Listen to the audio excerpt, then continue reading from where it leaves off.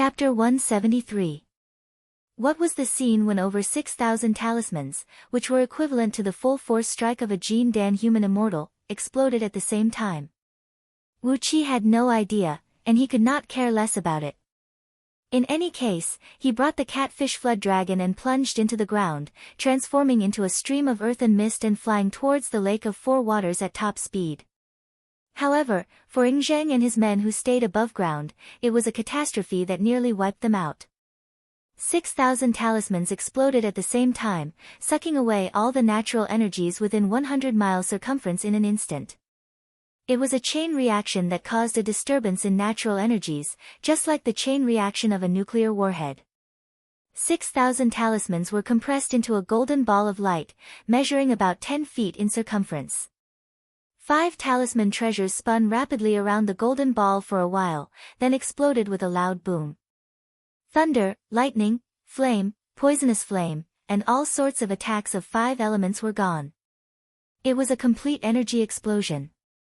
The energies of 5 elements were transformed into the most violent, frightening force that was close to the chaos, and exploded right in front of Yingzheng and his men. A towering beam of red light rose into the sky, while tens of mushroom clouds rose from the nearby mountains.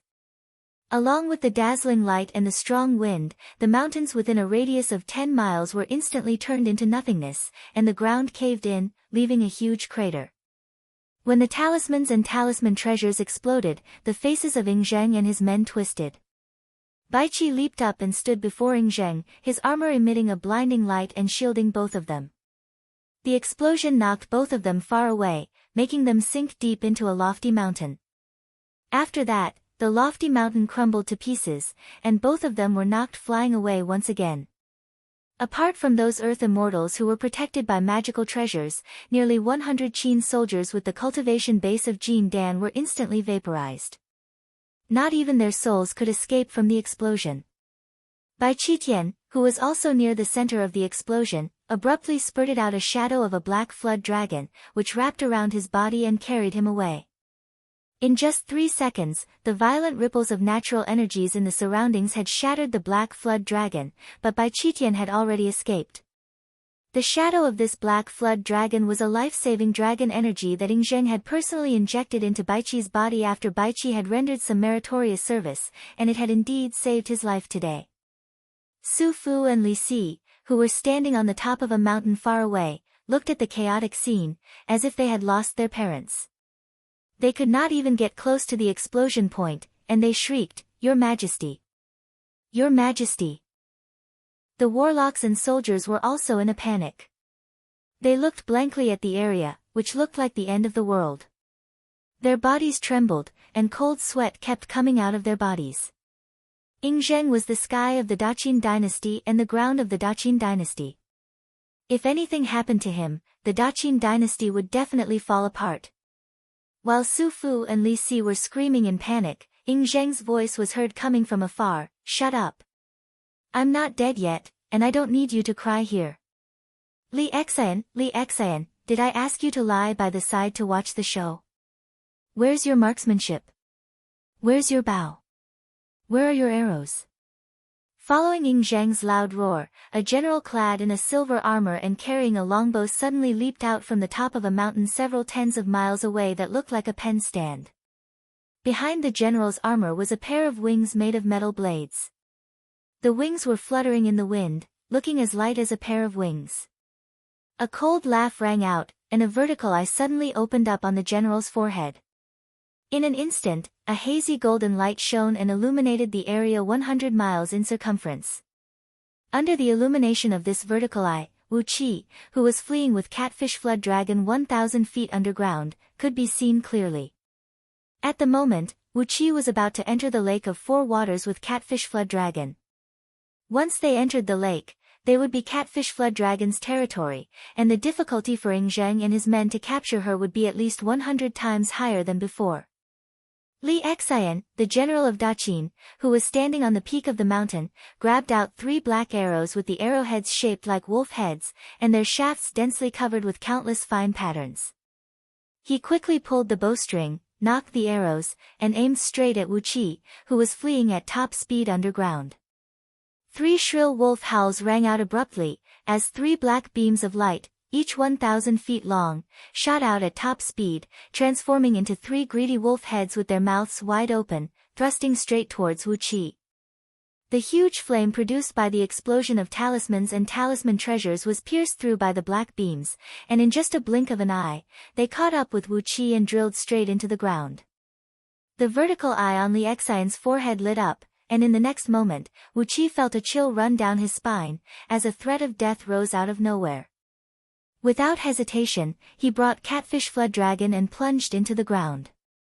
Just when they were 3,000 feet underground, the arrows shot out by Li Xian had already pierced through the ground and arrived behind Wu Qi in a blink of an eye. The arrows came with a frigid air, as well as a tremendous aura, which made Wu Qi's body tense up, and made all the pores on his skin stand on end. Li Xian's archery had reached the acme of perfection. Instinctively, Wu Qi felt that no matter what methods he used to evade, there was no way he could avoid these three arrows. Also, no matter what method Li Xian used to discover Wu Qi's whereabouts, at least he could see Wu Qi's figure, and Wu Qi was not willing to use the silver lotus to save his own life, as it was an extraordinary treasure that could easily attract the attention of others.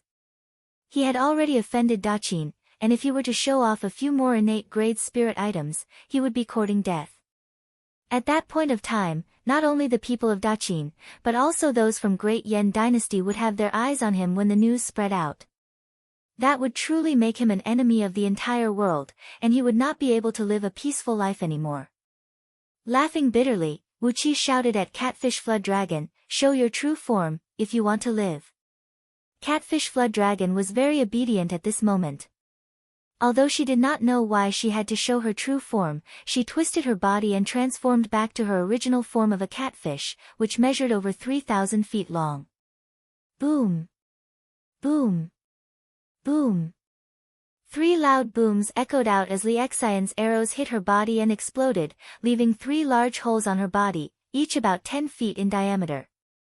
If Wu Qi were to receive this kind of injury, he would be dead by now. But, when it was inflicted on Catfish Flood Dragon, it only made her howl in pain. She quickly transformed back to her human form, then turned to Wu Qi and cursed, "You bastard! How dare you ask me to be your shield? Is this how you save people?" Knowing that he was in the wrong, Wu Qi carried Catfish Flood Dragon and kept running away without saying a word. On the ground, Ying Zheng and the others, who saw Wu Qi's behavior with various mystic techniques, cursed together, "Shameless." Only Li Si nodded his head, then murmured under his breath, "This young man has a good temperament, and I like him very much. If not for him attacking His Majesty, perhaps he could inherit Li Si's mantle. TSK, he is treacherous, cruel, and merciless. Even Su Fu has suffered a great loss from him. This young man is interesting, very interesting." Standing on the peak of the mountain with his hands clasped behind his back, Li Si looked at Wu Qi, who was fleeing at top speed underground. Surprisingly, he felt a great sense of admiration. Seeing that all three arrows had missed their target, Li Xian's face turned extremely unsightly. Abruptly, he pulled out a heavy arrow with an arrowhead shaped like a black tortoise, the shaft as thick as an adult's arm, but only 3 feet long. He knocked it on the bowstring and was about to shoot it at Wu Qi.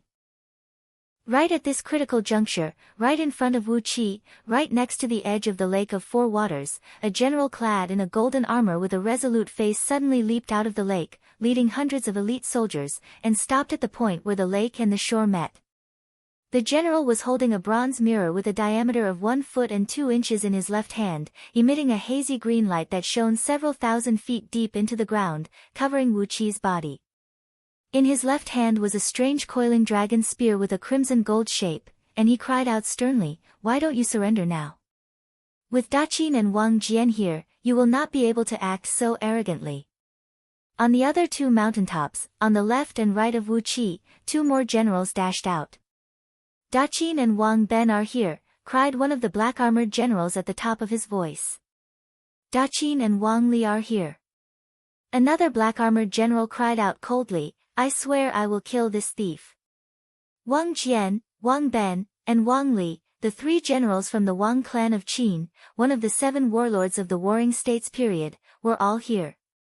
Their grandfather, father, and grandson were holding a bronze mirror that looked exactly the same, emitting 3 bright lights of green, white, and blue, which locked tightly onto Wu Qi's body.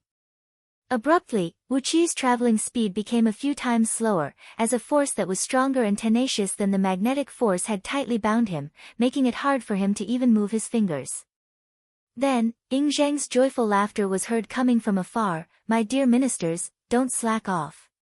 Capture this little thief. I'd like to see how bold he is to go against me, Daqin. And that catfish flood dragon, don't take her life." All the generals and generals of Qin army gave their assent, while Bai Qi and Li Xian rushed up with their weapons in their hands, surrounding Wu Qi from all directions. Su Fu and Li Si had also arrived with many practitioners, casting all sorts of restrictive spells like raindrops, turning the ground around Wu Qi as hard as diamond. Meanwhile, Li Si had written 108 mountain characters in a row, unleashing an enormous earth element energy that pressed down on Wu Qi, making him unable to move even a finger. Ying Zheng laughed even more joyfully, then said loudly, "I knew you, little thief, would definitely follow behind me and ruin my plan. Well, this is killing 2 birds with 1 stone. That catfish flood dragon can help me cultivate my divine ability, and as for you, little thief, I just happen to need your testimony." Ha, ha, ha. Ying Zheng let out a loud and joyful laughter. Served by a few practitioners, he changed into a set of clean and tidy emperor robe, then rode on a cloud and rushed over to where Wu Qi was. 3,000 feet underground, Wu Qi looked at the catfish flood dragon, whose body was cramping with pain, and said with a wry smile, "I still have a way to escape, but it will cost me a lot of my blood essence. If you promise to give me 30% of your prime dragon blood essence to temper my corporeal body, I'll save you."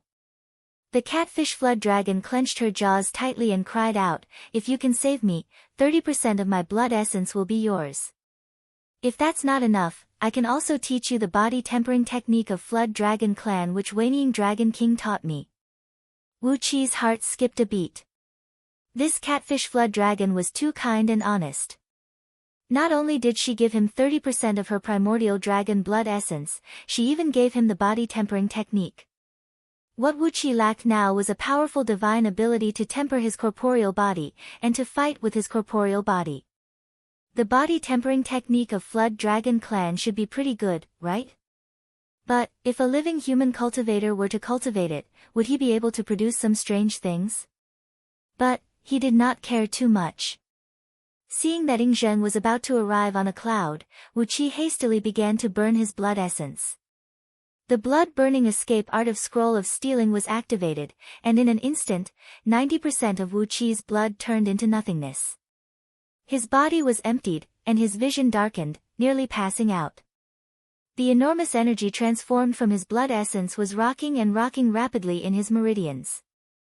Clenching his jaws tightly, Wu Qi recited a few incantations, then quickly performed incantation gestures with both hands and thrust them out.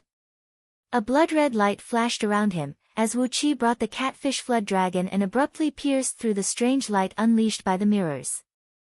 Like a stream of light, they went through the restrictive spell jointly deployed by Su Fu and Li Si, and plunged into the Lake of Four Waters in a flash. Guided by the catfish flood dragon, both men flew at top speed for over 2,000 miles, and plunged into a hidden underwater mansion in the center of the lake. Chapter 174.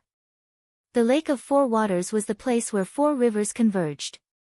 The surface of the lake was filled with turbulent waves, and it was extremely dangerous. However, the area below 1,000 feet from the surface of the lake was calm and peaceful.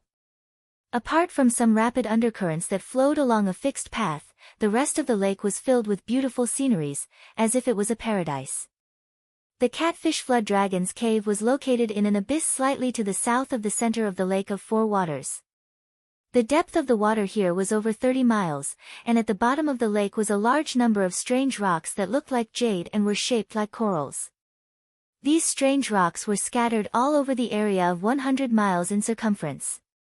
Amidst these rocks, there was a tens of miles long and about 1 mile wide abyss that plunged 100 miles deep.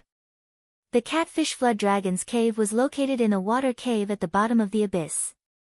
The main entrance of the cave was not very spacious, as it was artificially built into an arched door that looked like a city gate. A plaque made from 10,000 years old waterine wood was hung on top of it, on which 3 characters were written, Catfish King's Cave, in a handwriting that looked like the scratching of a chicken's claw.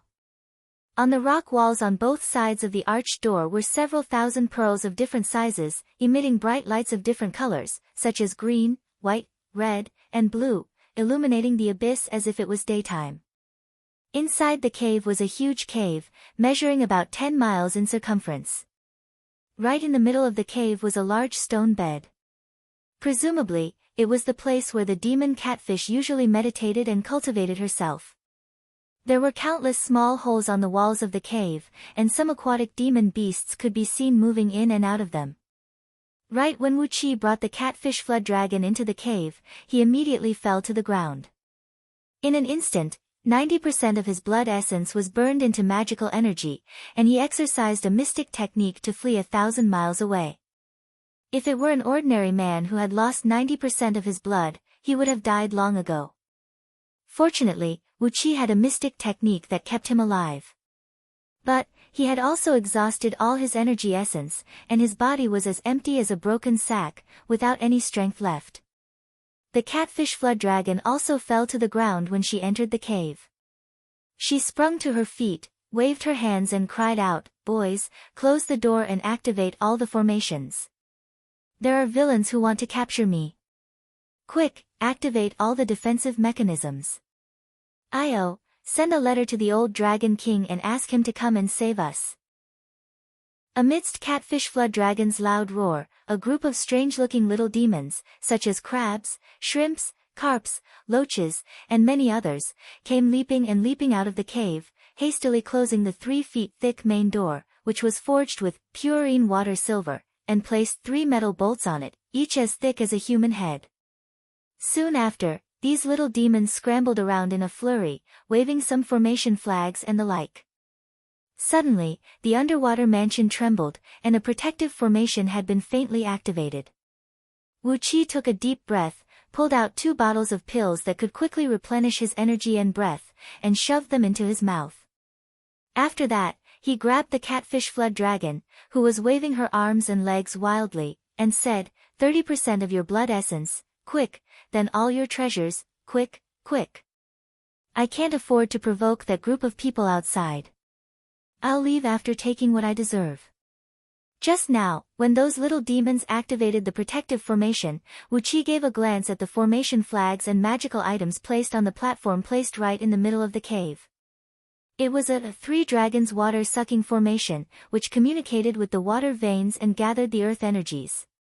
The formation communicated with the energies from the 3 tributaries of the Lake of 4 Waters, transforming into an immeasurable water element guarding formation. Once the formation was fully activated, the enormous water element energies from the 3 tributaries could transform into 3 water dragons to attack the enemy. But, after all, it was a pure water element formation, and it lacked some variations of the interaction and restraint between the 5 elements. On top of that, the person who constructed the formation had a rough understanding of the Tao of formations, and the formation flags and other magical items used to control the formation were not worth looking at. At most, they could only unleash less than 30% of the total power of the 3 tributaries. With such little power, how could they withstand the siege of Yingzheng and his men? Just now, Wu Qi was nearly killed by Yingzheng's generals, and he had personally experienced the formidable cultivation base of Daqin and the other captains, as well as the strange treasures they possessed. Not to mention anything else, just the large bao owned by Li Xian and the 3 mirrors owned by Wang Jian and his family members were almost as powerful as upper-grade magical treasures. Even Heaven-Breaking Sword Sect, which claimed to be the strongest among all 13 immortal Dao sects of Great Yan Dynasty, only possessed 5 flying swords of lower-grade magical treasures. Of course, Heaven-Breaking Sword Sect also had a dustless lamp, which could be classified as an innate spirit treasure. However, as it was stolen by Wu Qi, it was not included in the list. All in all, no matter it was the cultivation base or magical treasures of the people from Daqin Dynasty, they were all incredibly powerful. So, how could this crude underwater mansion stop them, who were as ferocious as wolves and tigers? Once the three dragons' water-sucking formation was breached, Wuqi had no interest in dying together with this catfish flood dragon. Although the catfish flood dragon was a demon beast, and had an innate ferociousness in her bones, she did have a simple and honest character. Upon hearing Wuqi's request, she quickly ran to the side of her stone bed, pulled out several dozens of magical items, each glinting with various colors, from a secret compartment at the head of the bed. Without any hesitation, she told Wuqi, "Apart from my flood dragon core, all the other treasures are here. I'll give you 30% of my blood essence now." Then, she casually drew a line on her fingertip. Her body trembled, and a stream of golden blood shot out from it. Wuqi reached out his hand and grabbed the golden blood, refining it and fusing it into his body. An enormous energy essence burst out from his body like an explosion, quickly fusing with all the cells in Wuqi's body. Creaking noises were heard coming from Wuqi's body, as the strength of his fleshly body skyrocketed once again. His spirit, energy, and vitality were soaring at an incredible speed, and in just a blink of an eye, they were at least a few times stronger. As the catfish flood dragon had a huge body, 30% of her blood essence was nearly equal to the total blood essence of several hundred ordinary cultivators. Furthermore, as her cultivation base was equivalent to that of an earth immortal of nascent soul realm, the energy essence in her blood essence was even greater and purer. After barely absorbing a little bit of the blood essence, Wuqi's fleshly body could no longer endure it. Hastily, he kept the remaining enormous amount of blood essence into his body, placing it in the stamen of the silver lotus and nourishing it with the innate energies of 5 elements. After that, he took a deep breath and rose to his feet, his body brimming with energy. The blood essence he consumed just now had been completely replenished, and he even obtained a great amount of it. Currently, Wuqi was brimming with energy, as if he had the strength to lift up a mountain. After putting all the treasures brought to him by the catfish flood dragon into his storage ring, Wuqi did not have the time to identify the origin of these dazzling objects. He cupped his fist and said, "All right, the deal is done. Wuqi will take his leave now. Fellow Taoist, you better be careful. I'm afraid those people won't let you go until they capture you alive." The catfish flood dragon kept nodding her big catfish head and said in a low, muffled voice, "If they want to take my life, they will have to see if they have the ability to do so." Those useless fools must have already sent the news to old Dragon King when they returned. Also, I've asked my children to send out a message asking for help just now. I'm sure old Dragon King will be here soon. Old Dragon King. Whinnying Dragon King. During the fight between Ingzheng and the catfish flood dragon, Wuqi had heard this name before. He was the one who wounded Ingzheng, and killed several tens of thousands of elite soldiers of Ingzheng. He was a demon dragon who was very close to becoming a heaven immortal. Once he became a heaven immortal, he would have the body of a true dragon, and his overall strength would be at least 100 times stronger than now. Wuqi wondered what kind of good things this giant of the demon clan had. However, Wuqi knew very well that although he could deal with Ingzheng and his men, compared to this giant demon dragon who had lived for countless years, he was still too young and naive. Unless he could cultivate his nascent soul, no matter how good his divine abilities and cultivation techniques were, they would be useless in the face of an absolute overall strength. If he wanted to fish out some benefits from this old dragon, he would have to wait until his cultivation base became stronger. As Wuqi was about to bid farewell to the catfish flood dragon and leave, a tricolored beam of green, white, and blue suddenly came falling down from the sky. The cave abode was instantly locked down by the tricolored beam. Dozens of shrill wolf howls could be heard coming from the cave abode, while one sharp arrow force after another fell down at a high speed, causing the cave abode to shake violently. The thick and heavy water outside the cave abode was stirred up by huge waves, while dozens of formation flags and magical items on the platform in the cave abode were knocked down. "Oh no!" cried the catfish flood dragon, hastily leaped onto the platform, waving her arms and legs while holding a few formation flags to control the formation to defend against the enemy. However, it seemed this catfish flood dragon was not very proficient in the Tao of formations, as she placed a few formation flags in the wrong positions, and used the wrong hand gestures to control the formation.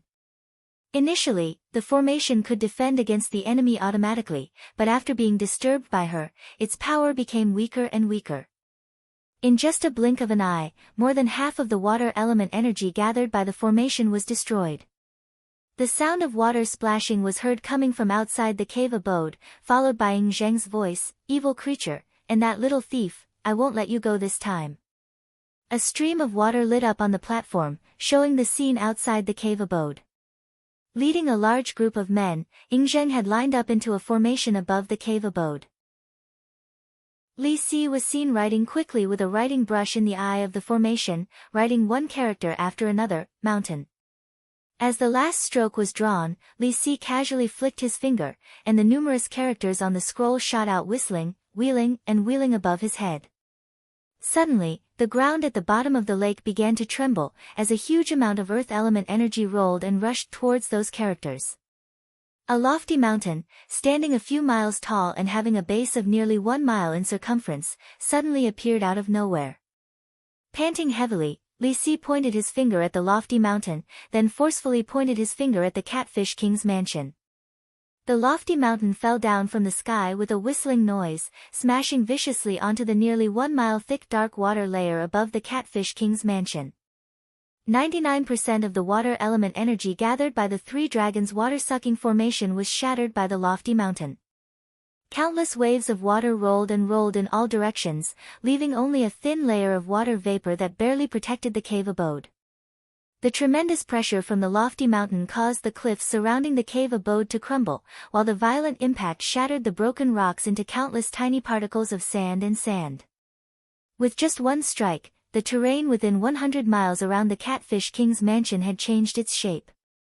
"I'm finished. I'm going to die." The Catfish Flood Dragon cried out in exasperation. The formation flags in her hand, as well as the magical items on the platform, all exploded into pieces. The Catfish Flood Dragon was caught unprepared, and was blown away from the platform by one of the exploding formation flags. She rolled and rolled before Wu Qi, her body covered in dark smoke. While Wu Qi was hesitating whether he should help the Catfish Flood Dragon, or simply run away as soon as possible, a golden flood dragon, with the diameter of a water bucket and several tens of feet long, dashed out from the hole in the deepest part of the cave. Following behind the golden flood dragon were dozens of strange and bizarre demon beasts of the flood dragon family. Some of them looked like big fishes, some looked like giant pythons, and some looked like pangolins. However, all of them had dragon horns on their heads, 4 claws on their abdomens, and golden or silver dragon whiskers growing from the corners of their mouths. When she saw the golden flood dragon, who was enshrouded in a faint layer of watery clouds, the Catfish Flood Dragon cried out joyfully, "Whinnying Dragon King, help me." Pointing her finger at Wu Qi, she cried out, "This little brother is a good man, and he has saved my life. Those people outside are all villains, and they want to capture me to cultivate some 9 dragons cauldron grand magic."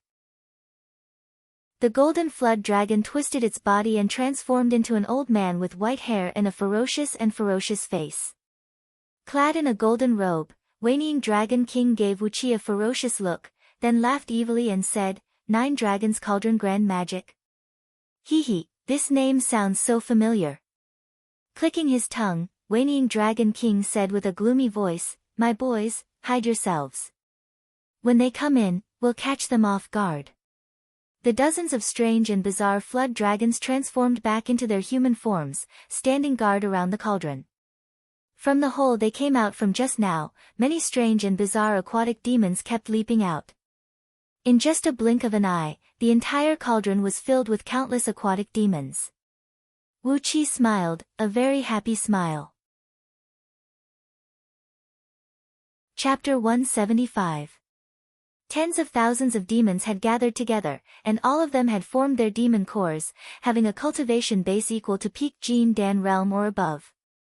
All the demon beasts had transformed into their human forms, preparing their most brutal and vicious innate abilities, preparing to deliver a deadly strike to the invading cultivators. Some demon beasts even found some magical treasures by chance, or crafted some magical treasures using their horns, teeth, scales, and some other things that fell off from their human forms. All of them were ready. Some of the demon beasts threw hostile glances at Wu Qi. After all, it was too eye-catching for a living human being to appear amidst several tens of thousands of demon beasts. However, after he heard that Wu Qi had saved Catfish Flood Dragon's life, Wanying Dragon King immediately stood beside Wu Qi. As the king of all aquatic demon beasts in Longyuan River, none of the demon beasts present dared to challenge his dignity. Although some demon beasts wished to open their mouths and swallow Wu Qi, when they saw Wanying Dragon King talking and laughing with Wu Qi, they obediently gave up on the idea. Currently, Wu Qi was talking to Wanying Dragon King with utmost caution. This old demon dragon had lived in Longyuan River for at least several tens of thousands of years. He was a cunning man, and his scales were emitting a strong smell of oil. He was the kind of person who was extremely slippery. While the old demon dragon was talking and laughing with Wu Qi, he kept trying to find out about Wu Qi's background, and all sorts of questions related to Wu Qi. Wu Qi dared not to tell this old demon dragon about his background. Instead, he kept making up stories, and at the same time, kept trying to find out more information from the old demon dragon. For example, he wanted to know the exact situation of Longyuan River's water system, the details of Meng Mountains where it flowed through, the old demon dragon's background, and why the demon beasts of Longyuan River, who were so powerful, did not come out from the mountains. Both of them talked and laughed merrily for the time it took to finish a pot of tea. After that, they exchanged a glance and gave each other a knowing smile, looking at each other and nodding their heads. Neither of them said anything useful. They were just babbling nonsense, but they made it sound as if they were telling the truth. Wu Qi looked at the old devil dragon and his back was drenched in cold sweat. This old devil dragon wasn't easy to deal with. There were a few times when Wu Qi almost couldn't block his questions. Old demon dragon looked at Wu Qi and nodded his head repeatedly. Talent, this kid is a talent. His subordinates, who are as stupid as rocks, are completely incomparable to Wu Qi. It was a pity that he was a human. If he was a demon, the old demon dragon would definitely keep him in Longyuan River and let him take over his throne in the future. Wanying Dragon King felt that he was about to attain the realm of heaven immortal. In the future, once he got rid of the body of demon dragon and transformed into the body of a true dragon, he would immediately leave Longyuan River and ascend to the place where he was supposed to go. However, among the countless demonic beasts in Longyuan River, there wasn't a single successor that caught his eye. Wu Qi was clever and cunning, but unfortunately, he was a human. Wanying Dragon King breathed out a sigh, looked at Wu Qi, grinned and said, "Not bad, little kid. Well, I've talked a lot of nonsense. Putting aside everything else, you should at least tell me your name, right? TSK, don't tell me I'm going to keep calling you little kid or kid.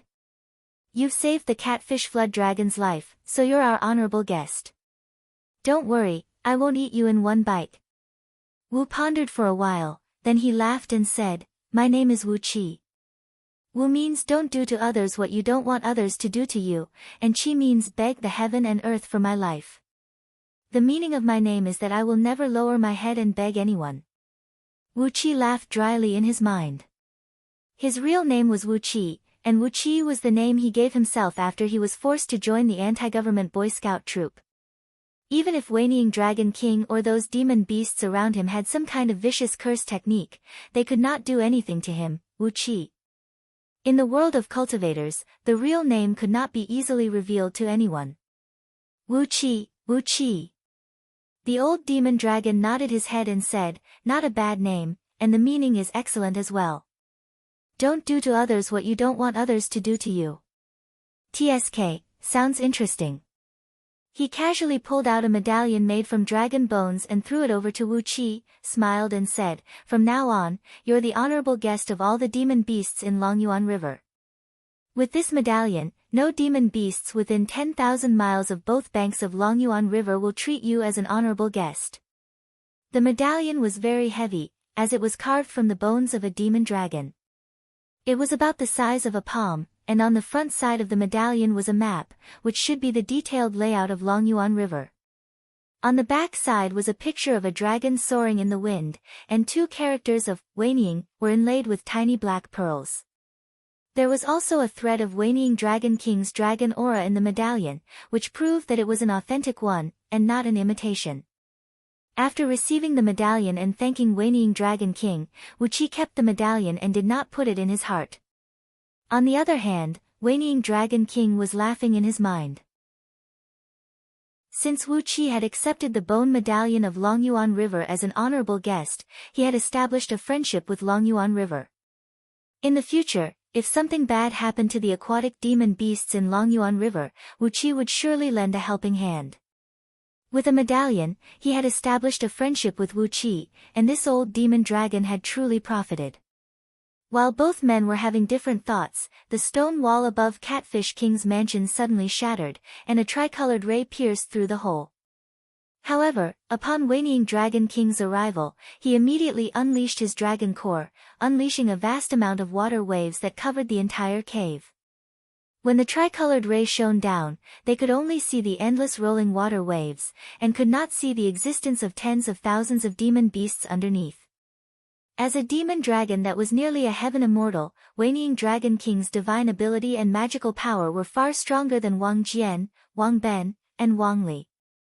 Although the mirrors in their hands were upper-grade magical treasures with incredible power, Wanying Dragon King's dragon core had been tempered by him for several tens of thousands of years, and its quality was close to that of an immortal item.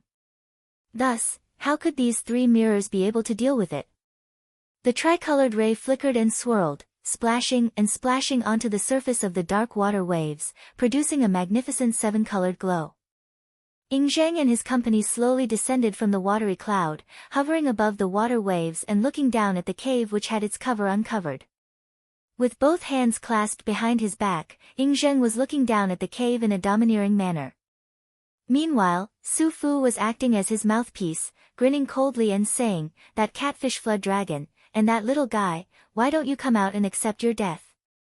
Su Fu's facial muscles twitched. He hated Wuqi to the core. His dharma eye was nearly blinded by Wuqi, and 70% of his soul essence was consumed by Wuqi as well. All his cultivation base was nearly gone. If not for the spirit herbs secretly kept in Yingzheng's inner palace, he would have long become a cripple. This was a deep and serious hatred. Su Fu swore in his mind that once he captured Wuqi alive, he would put him into the cauldron and concoct him into a human core pill. Otherwise, how could he vent his hatred? Su Fu gave a loud cry and raised both of his arms up high. A large sheet of green flame flowed out from his palms, forming into two dark green ribbons around him. Su Fu's shriveled lips were wriggling as he recited some strange and abstruse incantation. Abruptly, the green flame exploded and wheeled around him, forming into a huge rune that looked like the character of thunder found in the ancient seal script. The rune was written in an ancient style, and when it was fully formed, wisps of thunderbolts kept bursting out from it, circling around it for a few times before fusing back into the rune. Accompanied by a deep and strange incantation, Su Fu held the rune with both hands and slowly waved them down. Abruptly, the rune transformed into a few hundred tiny thunderbolts, plunging down at top speed amidst a series of rapid popping noises. Wanying Dragon King let out a loud laugh. He opened his mouth and sucked the dragon core back into his body. The water waves that blotted the sky disappeared in an instant.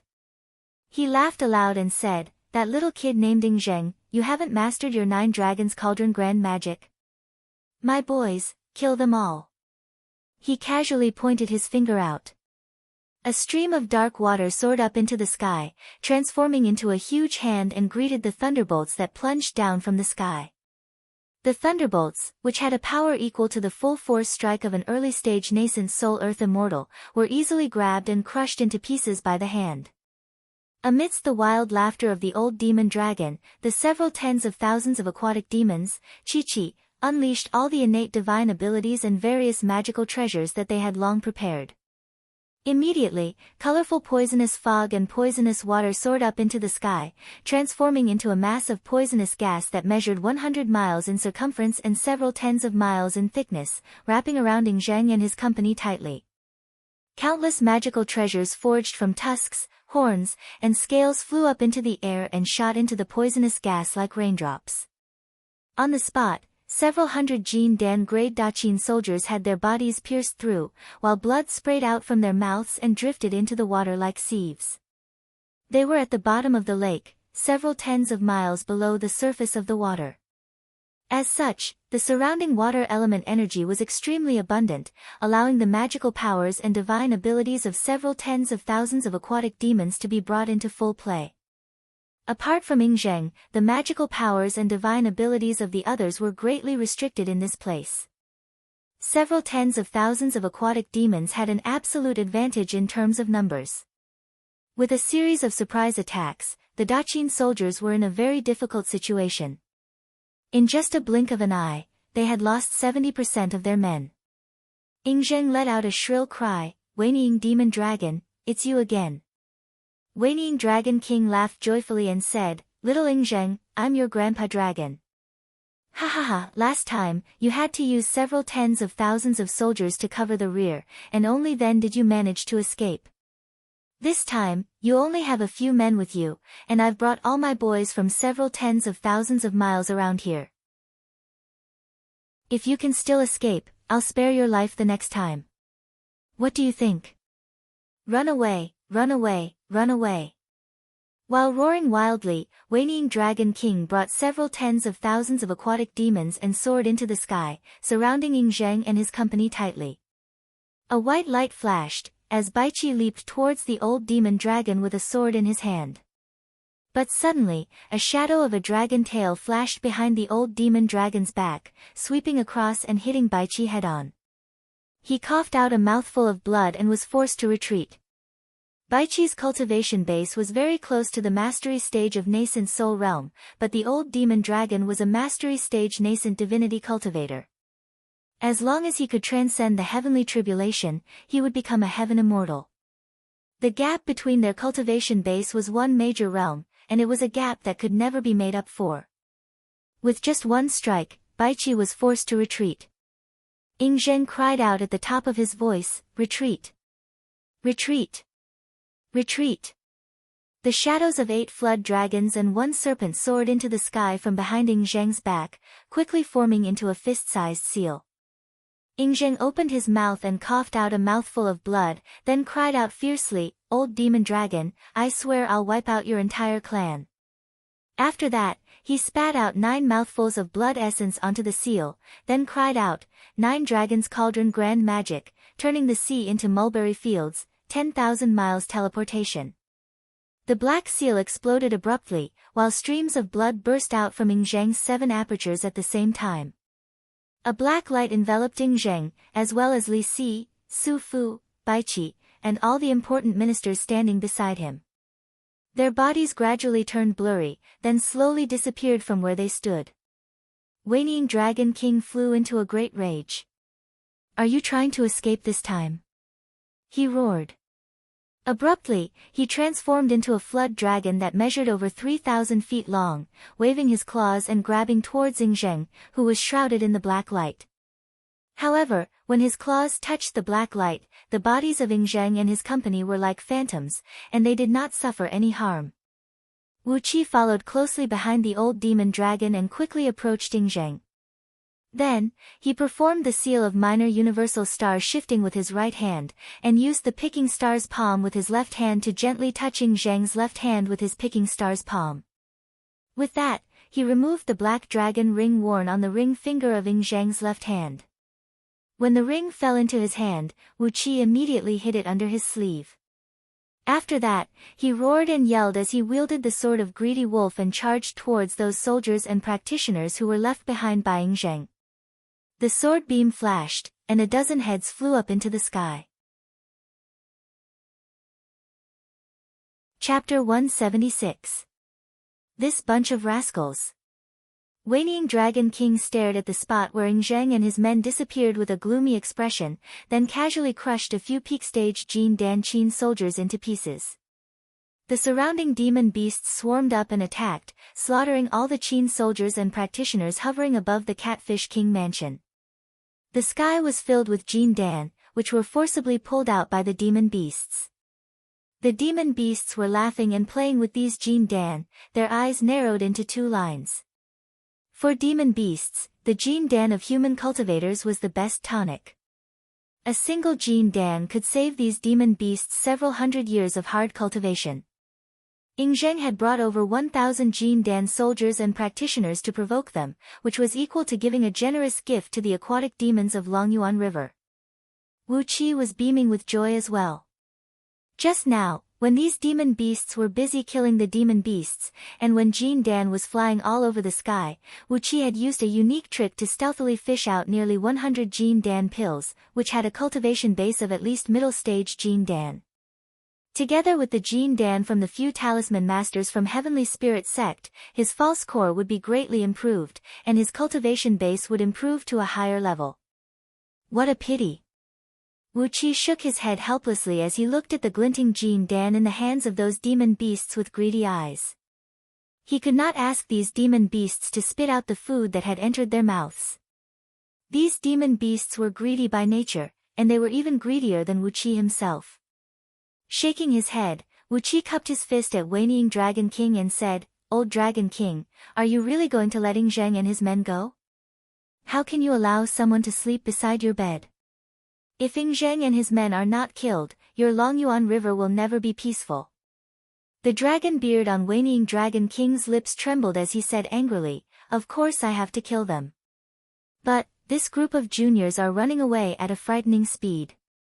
Last time, when I revealed my true form and wounded Zheng, he had to use several tens of thousands of soldiers to detonate themselves and tie me down, allowing them to escape. This time, they escaped in such a strange way. Where can we find them?"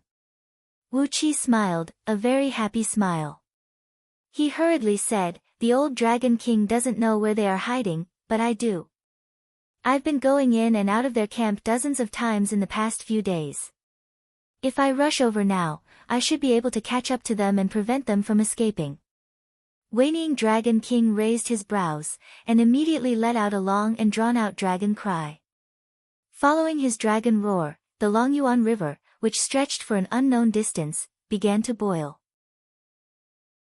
Not only the main water vein of Longyuan River, countless demon beasts of various sizes, including those of nascent Soul Realm, Jin Dan Realm, and even Xiantian Realm of human cultivators, began to gather in Catfish Flood Dragon's mansion through the Dragon Essence Water Channel, formed innately in the Longyuan River.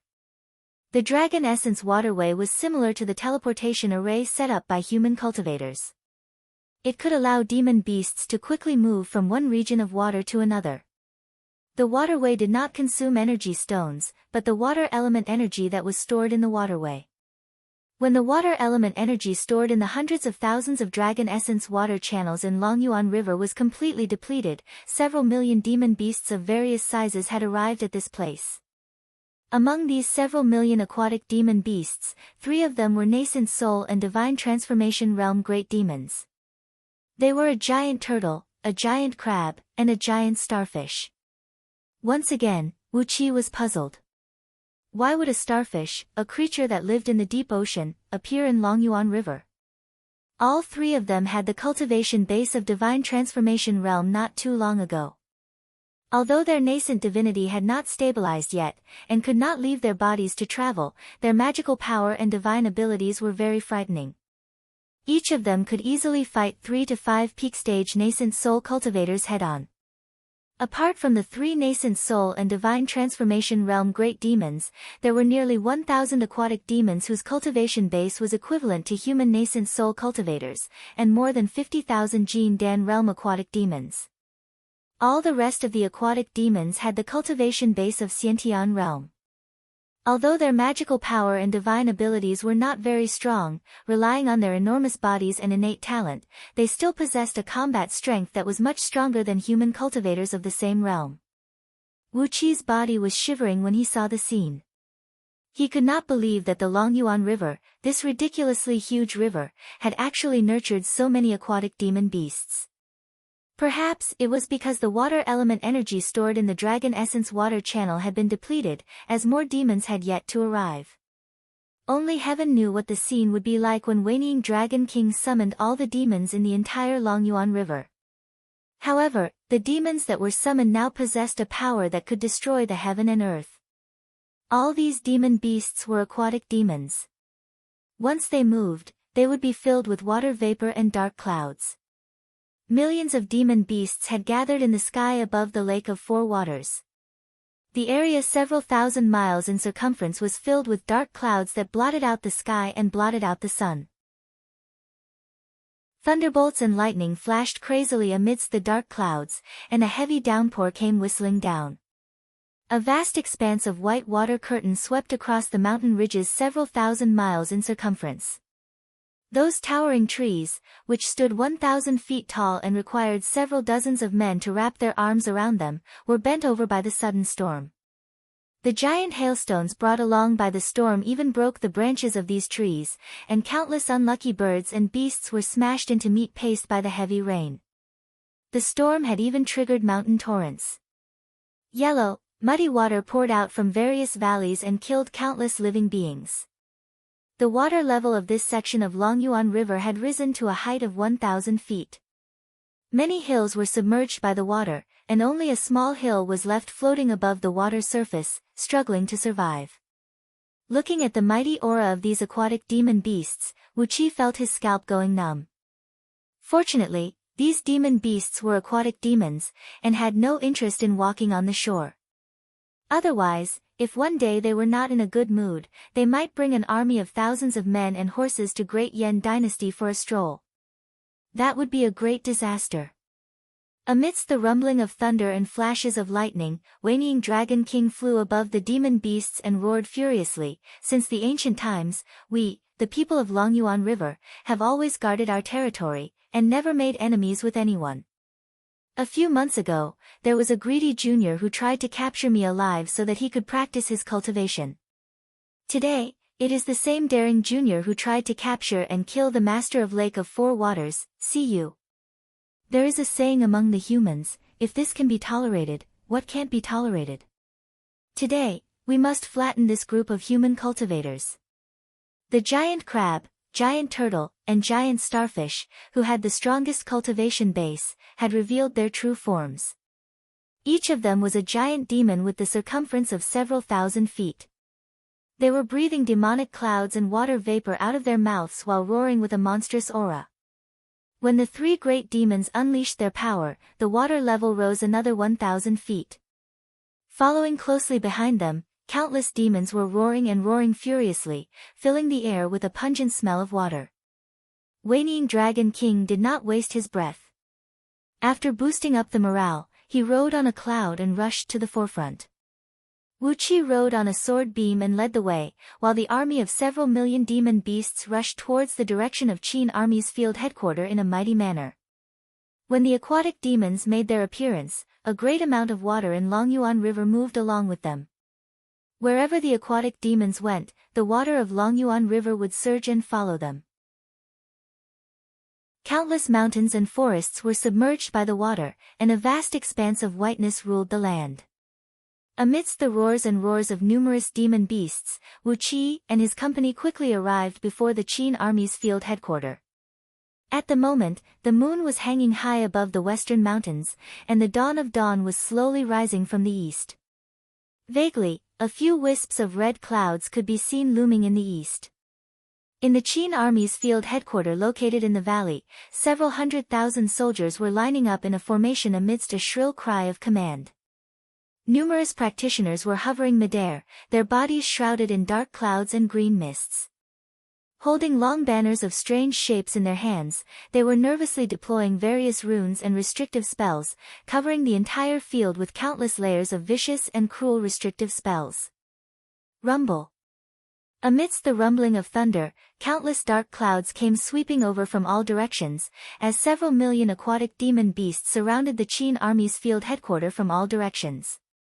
Huge waves rolled and rocked, rushing down from the surrounding mountains, forming into a white wall of water that stood nearly 1,000 feet tall near the valley where the Qin Army's field headquarters was located.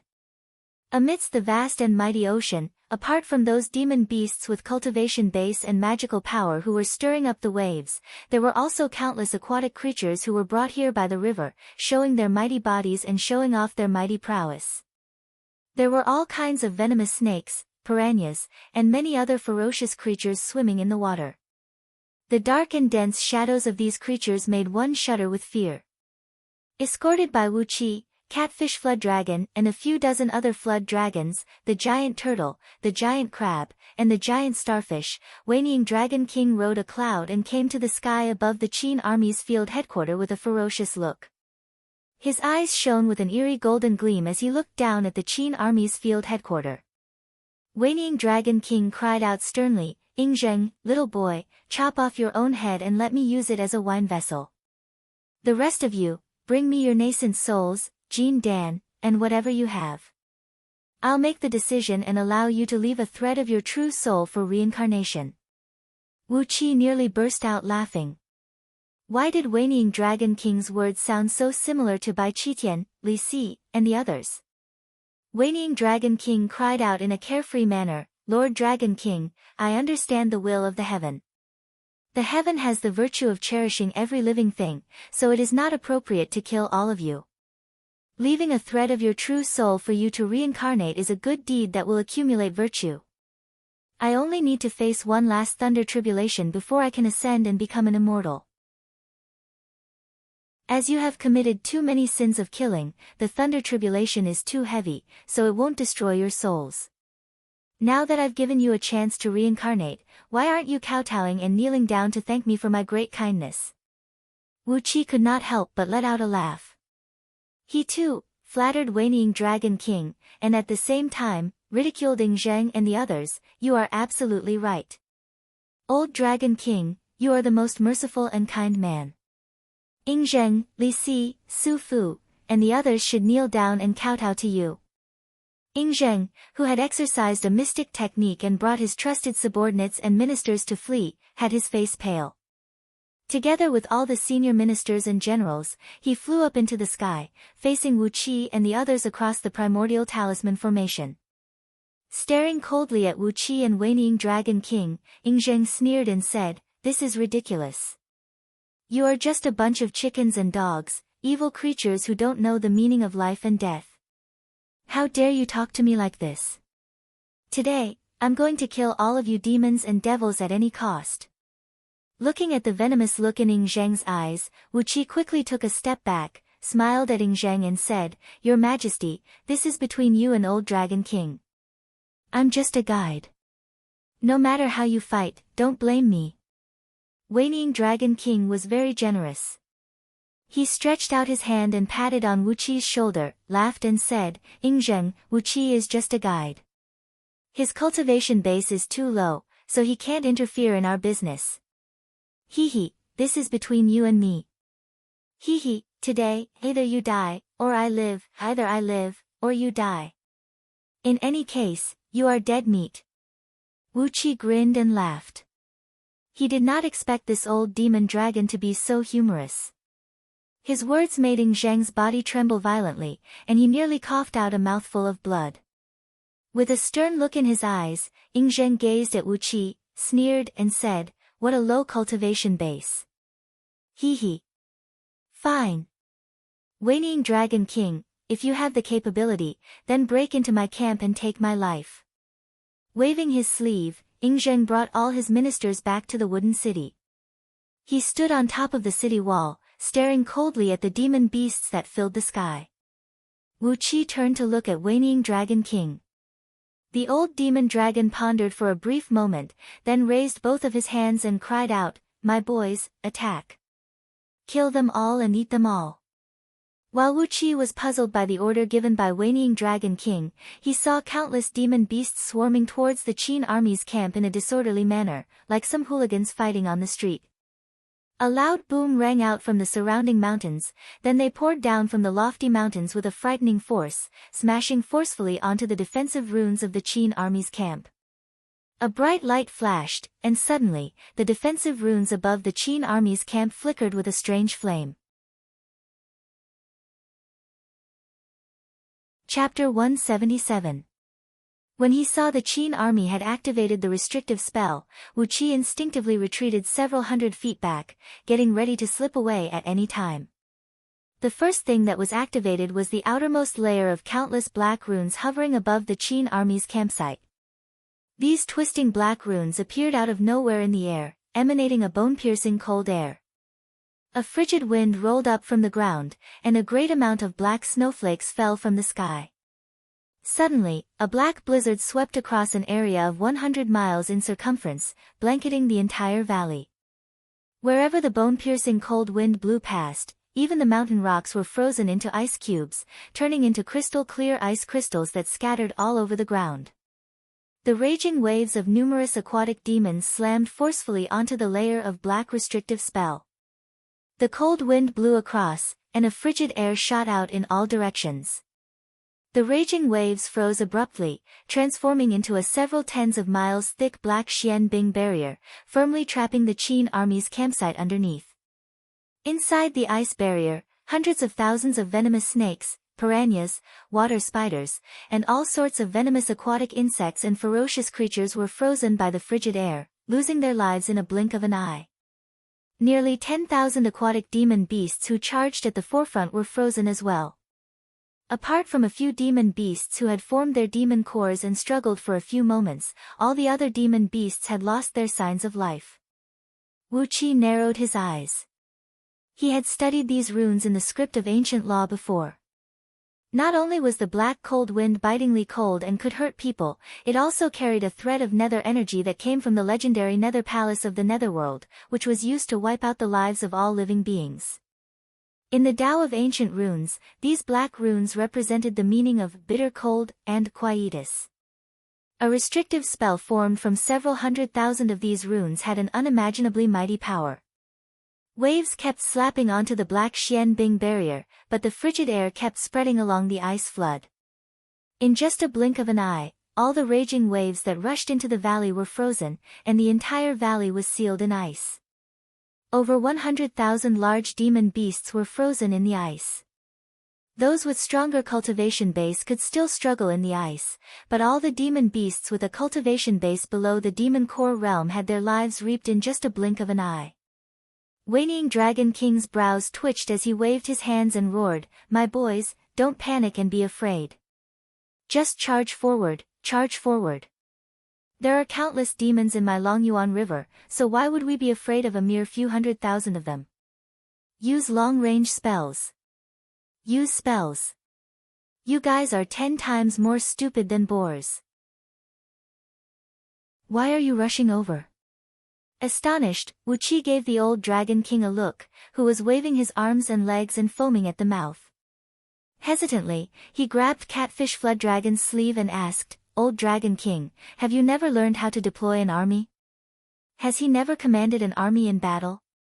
Catfish Flooddragon turned her huge catfish head over, staring at Wu Qi with her pair of gleaming golden fish eyes as she asked in surprise, "Formation of troops? What does it do? Command the army to fight?" Sigh, the old Dragon King has lived in Longyuan River for tens of thousands of years, and no one has ever challenged him. So why is he commanding the army to fight? Wu Qi loosened his grip on Catfish Flooddragon's sleeve and rolled his eyes. Once again, he prepared himself to flee at the first sign of danger. It seemed to him that apart from having an extremely strong cultivation base, this old Dragon King had no other strong points. Nevertheless, his temperament was very much to Wu Qi's liking. Although he was a cunning old fox, he was still a good man. Should he just watch him suffer a great defeat? While he was hesitating, several tens of thousands of demon beasts, including carps, green jades, snakeheads, grass carps, etc., suddenly rose into the sky on their demon clouds, opened their huge mouths and took a deep breath towards the river water in the distance. An immeasurable amount of river water rolled and flowed towards them, pouring into the stomachs of these demon beasts. Suddenly, the bodies of these fish demons, whose bodies were about 100 feet long and possessed the cultivation base of Xiantian realm, began to swell rapidly. In just a blink of an eye, their bodies had expanded to 300 feet to 500 feet. Their bodies were glowing brightly, nearly transparent, and their stomachs were filled with rolling river water. Abruptly, several tens of thousands of huge fish mouths aimed straight at the Qin army's campsite. Amidst ear-splitting whistling noises, several tens of thousands of water pillars, each as thick as a water bucket and moving at a speed not much slower than the sword beams, shot whistling towards the campsite, slamming viciously onto the thick and heavy Xianbing barrier that sealed off the entire valley. Amidst jarring screeches of friction, these rapidly spinning water pillars pierced through the Xianbing barrier like several tens of thousands of drilling drills, and in just a blink of an eye, they had penetrated a few miles deep into the barrier. Amidst the deafening cracking noises, countless cracks appeared on the Xianbing barrier, and even the bodies of the aquatic demon beasts trapped in the ice were shattered. The bodies of these fish demons shrunk rapidly, and the water in their stomachs was emptied in just a blink of an eye. All they could do was gasp for breath.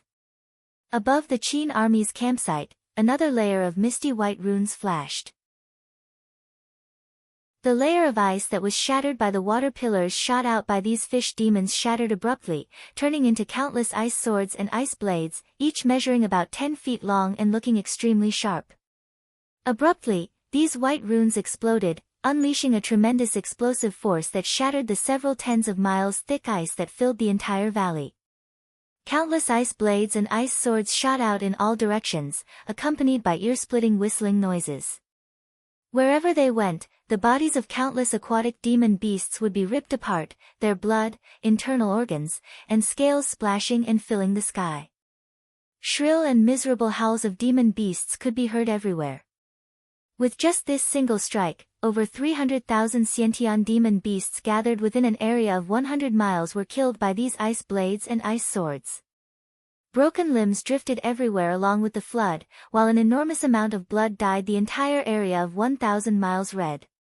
It was an enormous amount of blood from the bodies of 300,000 enormous demon beasts. At first glance, the entire place was dyed red, and even the great waves had turned into a blinding blood-red color. Waiting Dragon King's lips were trembling with anger. He threw his head back and gave a long and loud cry. The head of an old man with gray hair abruptly transformed into the head of a ferocious flood dragon, while his body abruptly rose to the height of 30 feet. Scales emerged from all over his body, transforming into a thick and heavy armor that covered his body. Meanwhile, both of his hands had transformed into a pair of dragon claws. When he clenched his fists tightly, the claws collided with the scales on his palms and produced a large amount of sparks. Kill them all. Kill them all. What are you waiting for? Han Zhu, Tan Shui, Le Hai, bring your children and charge. Waiting Dragon King cried out with a stern voice. Without hesitation, he ordered the 3 great demons to charge into the battlefield. Among the 3 great demons, the giant turtle called himself Han Zhu. He had been cultivating for several tens of thousands of years, and had produced 36 dragon balls on his back. This was the foundation for him to attain the Tao, and also the origin of his name. The giant crab called himself Tan Shui, as he loved to dig deep caves everywhere. Countless caves in Longyuan River were personally excavated by him, and that was the reason why he had this name. And the giant starfish was none other than Le Hai. He called himself Le Hai, but he actually lived in Longyuan River. He was a natural freak.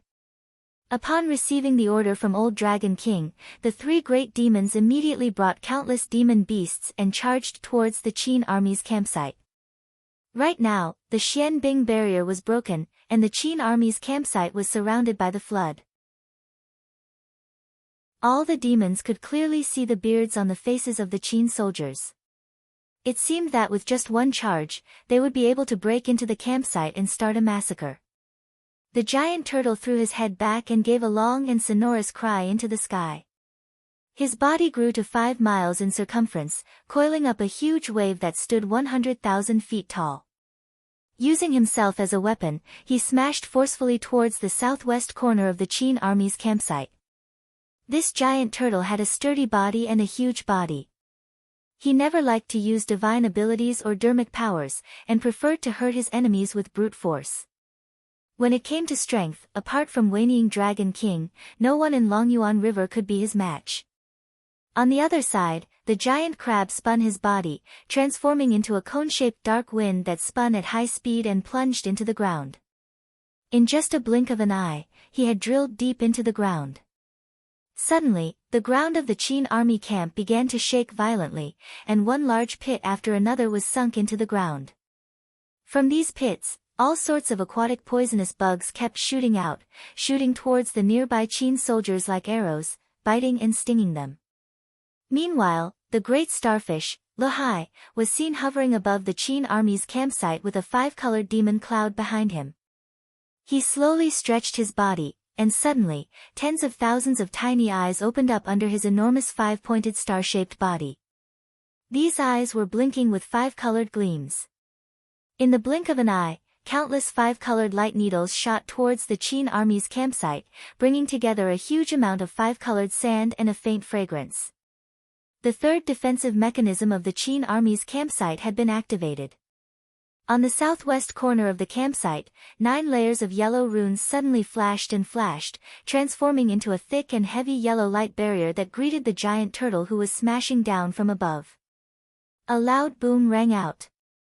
As the gigantic body of the giant turtle was too heavy, the yellow energy barrier was shattered into pieces, while a huge hole was ripped open on the defensive barrier near the southwest corner of the Qin army's campsite. Several thousand Qin soldiers did not manage to react in time, and were crushed into meat paste by Hanju's belly.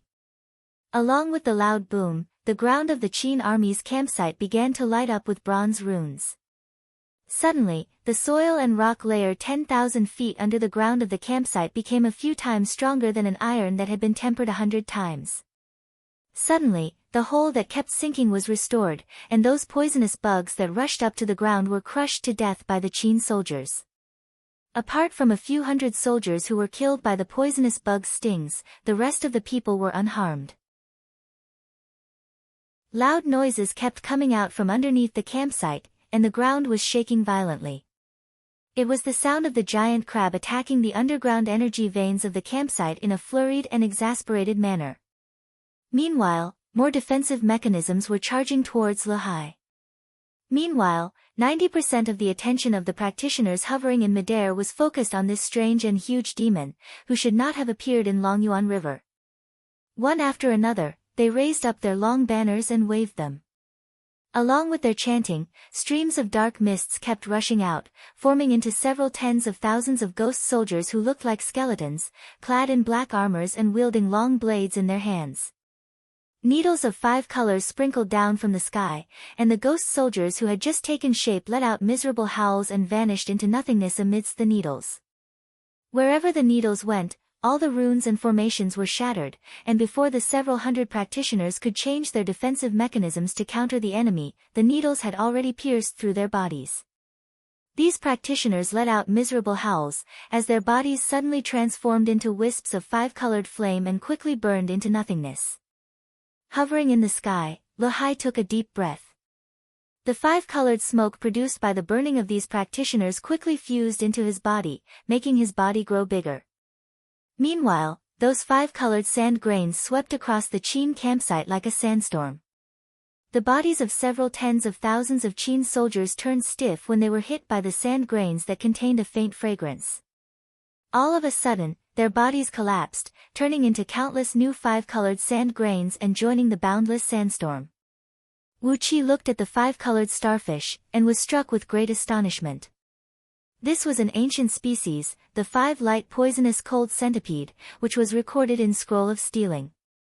It had the shape of a starfish, but in fact, it was a poisonous insect born from a thread of vicious aura found in the heaven and earth. It was an expert in using 5-colored enchantment, and there was a thread of innate poisonous energy in its body, which was an expert in polluting magical treasures and souls, as well as breaking defensive mechanisms.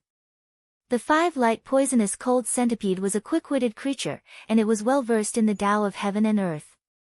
Therefore, there were only a few defensive mechanisms that could trap it. Therefore, in front of it, the defensive formation of the Qin campsite was easily torn apart like a piece of paper. It was not because Su Fu and the other practitioners were useless, but because they had bumped into a natural enemy. The five-light poisonous cold centipede did not know anything about the Tao of defensive mechanisms, and it could not even understand the simplest single-origin formation. However, its innate divine ability allowed it to restrain over 70% of all defensive mechanisms under the heaven. Strange creatures born from the natural energies were just that unreasonable. Wu Qi could not help but let out a loud laugh. Ying Zheng and the others were really unlucky this time. Slowly, Lahai stretched his body and flew towards the depth of the Qin campsite. Following behind him, the five-colored needles and five-colored sand kept rolling towards the Qin army. Seeing that Lahai alone could shake the entire formation of Qin army, Baiqi, who was standing right next to Ying Zheng, suddenly pulled out a strange-shaped bugle. Chapter 178. Wu Qi had been paying close attention to Ying Zheng and the others. When Baiqi pulled out the nearly 10 feet long bugle horn that looked like it was made from a crooked bone, Wu Qi immediately covered his ears and used the 7 holy deities and devils to guard his soul. Meanwhile, the silver lotus was wheeling and dancing in his spiritual ocean, shielding Wu Qi's 3 spiritual and 7 physical souls in the stamen of the lotus, while emitting a large amount of 5-colored light that surrounded him. Baiqi raised the bugle up high, took a deep breath, and blew into it with all his might. A sonorous and impassioned dragon roar echoed out. When the dragon roar was heard, there was no other sound between the heaven and earth, even the rolling sound of the great waves had vanished. The dragon roar was dignified and noble, filled with an ancient aura that came from the primordial era and could not be violated. It was as if a divine dragon with an incomparably venerable status had really descended to the mortal world and let out such a long and shocking roar. Upon hearing the dragon roar, Wanying Dragon King's body trembled, and he nearly spun and fled. Fortunately, he still remembered his identity as the Dragon King of Longyuan River, and managed to guard his mind, preventing himself from making a fool of himself in front of countless demon beasts. He clenched his fists tightly, stared at Baiqi with his bloodshot eyes, and roared, "A bugle horn made from the bone of Dragon Ing. A bugle horn made from the bone of the god of Dragon Ing. How could they have such a precious treasure in their hands?" In the ancient times, when the human emperor, Yu the Great, was trying to control the flood, countless aquatic demons and devils had gathered together and fought against him. The divine dragon, Dragon Ing, descended from the sky and intimidated all the demons with his mighty power, helping Yu the Great to control the flood. Dragon Ing himself was a superior divine dragon among the dragons, the leader of all aquatic demons under the heaven. On top of that, the virtues he achieved during the flood control had intimidated all demons, and he had become an existence like a deity in the hearts of countless aquatic demons under the heaven. The long and loud roar of Dragon Ing had a very strong deterrent and lethal force to these aquatic demons. Although it was only a bugle horn made from the bone of Ing Dragon and let out a dragon cry, all aquatic demon beasts who heard it, as long as they were below the Gold Core realm, had their heads exploded and died. With just a single dragon cry, over 1 million Xiantian realm aquatic demons within an area of 100 miles were killed. Countless venomous insects, big fishes, and other aquatic beasts that were hiding in the flood were killed. The surrounding flood suddenly turned crimson red, emitting a pungent smell of blood. Suddenly, 2 streams of blood spurted out from Baiqi's nostrils. Just now, he had mustered all his strength to blow this horn. Just this sound alone consumed the power that he had painstakingly cultivated for 60 years, and it almost caused his cultivation level to drop from the peak of the nascent soul stage by a small realm. Taking a deep breath, Baiqi looked at the ground of Qin army's campsite, which was still shaking violently. He turned to look at the gigantic turtle that was slowly rising and getting ready to smash down again, and the great demon Lahai, who was twisting his body and approaching him. He mustered all his energy and once again blew at the bugle horn with all his strength. A shrill dragon roar rang out once again. In an instant, countless aquatic demons in the surroundings were killed, and over 10,000 demon beasts who had formed their demon cores were knocked unconscious, swaying and drifting away along with the flood. Han Zhu, Tan Shui, and Le Hai had their bodies trembled at the same time. They let out loud roars at the same time, trying to cover the dragon roar of Dragon Ying's bugle horn. But, no matter how hard they roared, the dragon roar just kept coming out from the bugle horn, and was not affected by their roars at all. An arrow of blood sprayed out from the bugle horn, as Baichi had blown the bugle for the second time. Immediately, his cultivation base dropped from the peak of the nascent soul realm to the late stage of the nascent soul realm. The energy essence of his nascent soul was greatly damaged, and the source of his soul was wounded as well. Blood burst out from all 7 apertures of his. The arrow of blood came out from his mouth, shooting out along the bugle horn. Countless aquatic demons fled in all directions in a great panic. Facing the roar of Dragon Ying, they had no power to resist, and could only flee in a sorry state, following the deterrence and driving intent of the dragon roar. Apart from several thousand aquatic demons who had formed their demon cores and several hundred demon beasts who had formed their nascent souls, all the other aquatic demons and ordinary fishes, shrimps, turtles, and crabs hiding in the water had either died or fled for their lives. In just a blink of an eye, the surrounding water level had dropped to a depth of 1,000 feet, revealing the towering mountain ridges. Baichi let out a shrill howl. Suddenly, a blood-red flame burst out from his body, rolling and rolling like sticky blood and wrapping around his entire body. The nearly 10 feet thick blood-red flame was rocking and rocking, emitting a pungent smell of blood. Vaguely, one could see countless twisted human faces twisting and rolling amidst the blood-red flame, letting out shrill and miserable howls. Baichi gripped the bugle horn tightly, cried out with a shrill voice, "How dare a demon like you come here and act presumptuously? I, the Iron Blood Daqin, am not someone that you demons can underestimate. Daqin, Daqin, Daqin." Following Baichi's crazy howl, the several 100,000 Qin soldiers in the field headquarters raised the weapons in their hands, exerting all their strength, divine soul, and blood to burst into a thunderous roar, Daqin, Daqin, Daqin. The sonorous and impassioned roar shook the surrounding water and caused the surrounding mountains to crumble. It even shattered the fleshly bodies of several hundred weakest demon cores and water demons, leaving only Jin Dan, who was fleeing. The fierce murderous aura of several 100,000 Qin soldiers transformed into a blood-red murderous aura that one could see with naked eyes, shooting straight up into the sky. After that, it was attracted by the blood-red flame shrouding Baichi's body, fusing straight into Baichi's body.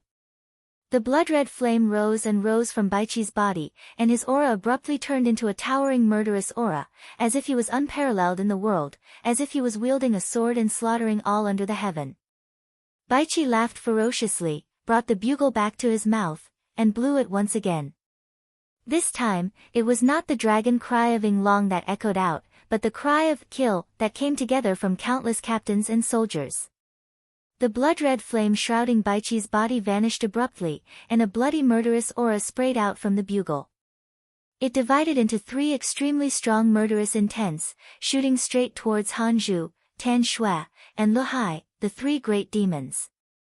The murderous intents were shapeless and intangible, but they could be seen with naked eyes, heard with ears, and felt with the body. 3 murderous intents shot out and smashed onto the bodies of 3 great demons almost at the same time they came out from the bugle. Le Hai howled miserably. One of his horns was cut off, and a huge amount of 5-colored blood sprayed out and fell onto the ground, corroding the ground and creating a huge hole. While trembling violently, Le Hai spun and fled. Countless light needles and fine sand kept flying back into his body, while the part of his body that was cut off disintegrated in an instant, turning into light needles and fine sand and fusing back into his body. Han Zhu let out a miserable shriek. Suddenly, a huge wound, about a mile long and several tens of feet wide, appeared on his 1,000 feet thick back armor. A huge amount of pale golden blood sprayed out from the wound, and tears kept bursting out from Han Zhu's eyes due to the severe pain. The giant turtle, who was known for its slow movement, was now moving its short limbs and sprinting back to whinnying Dragon King's side like a wild gust of wind. A loud boom that sounded like the collapse of a mountain and the cracking of the earth was heard coming from underneath the field headquarters, as the ground within the circumference of tens of miles suddenly collapsed. The giant crab howled miserably and kept spitting out countless white bubbles along the way, fleeing back to the camp with green blood stains all over his body. His left pincer had been cut off by the murderous intents, and sticky green blood kept bursting out from it.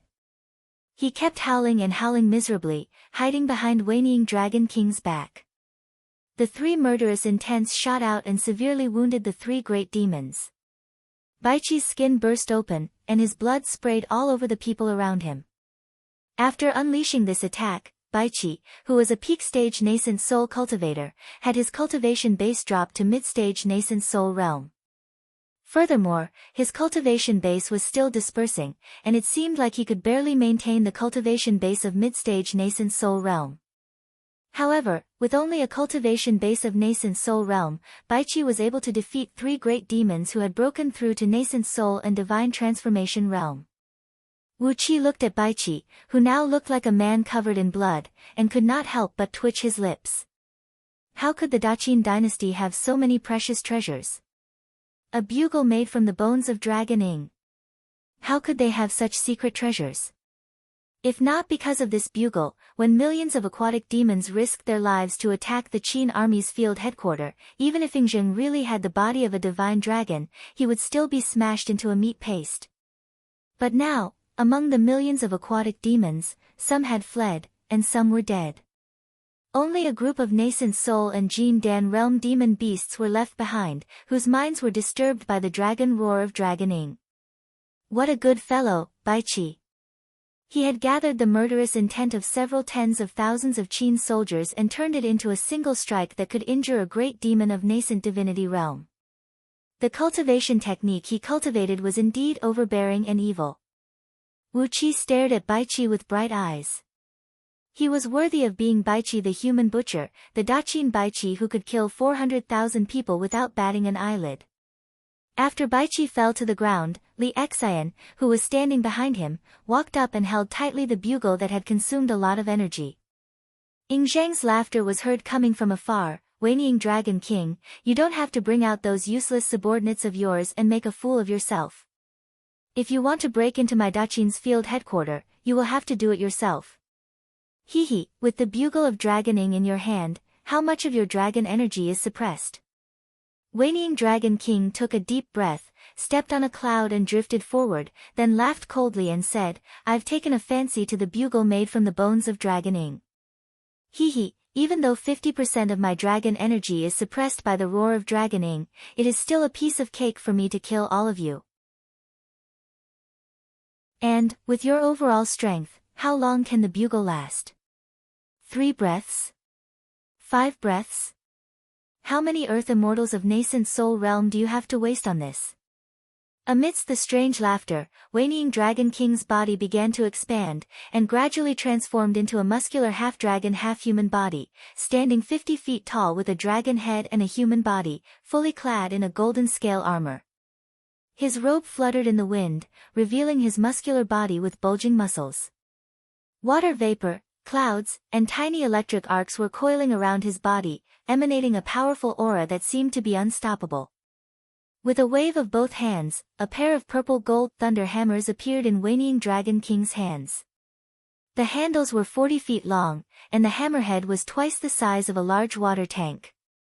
The pair of ridiculously huge hammers were shrouded in purple mist and golden light.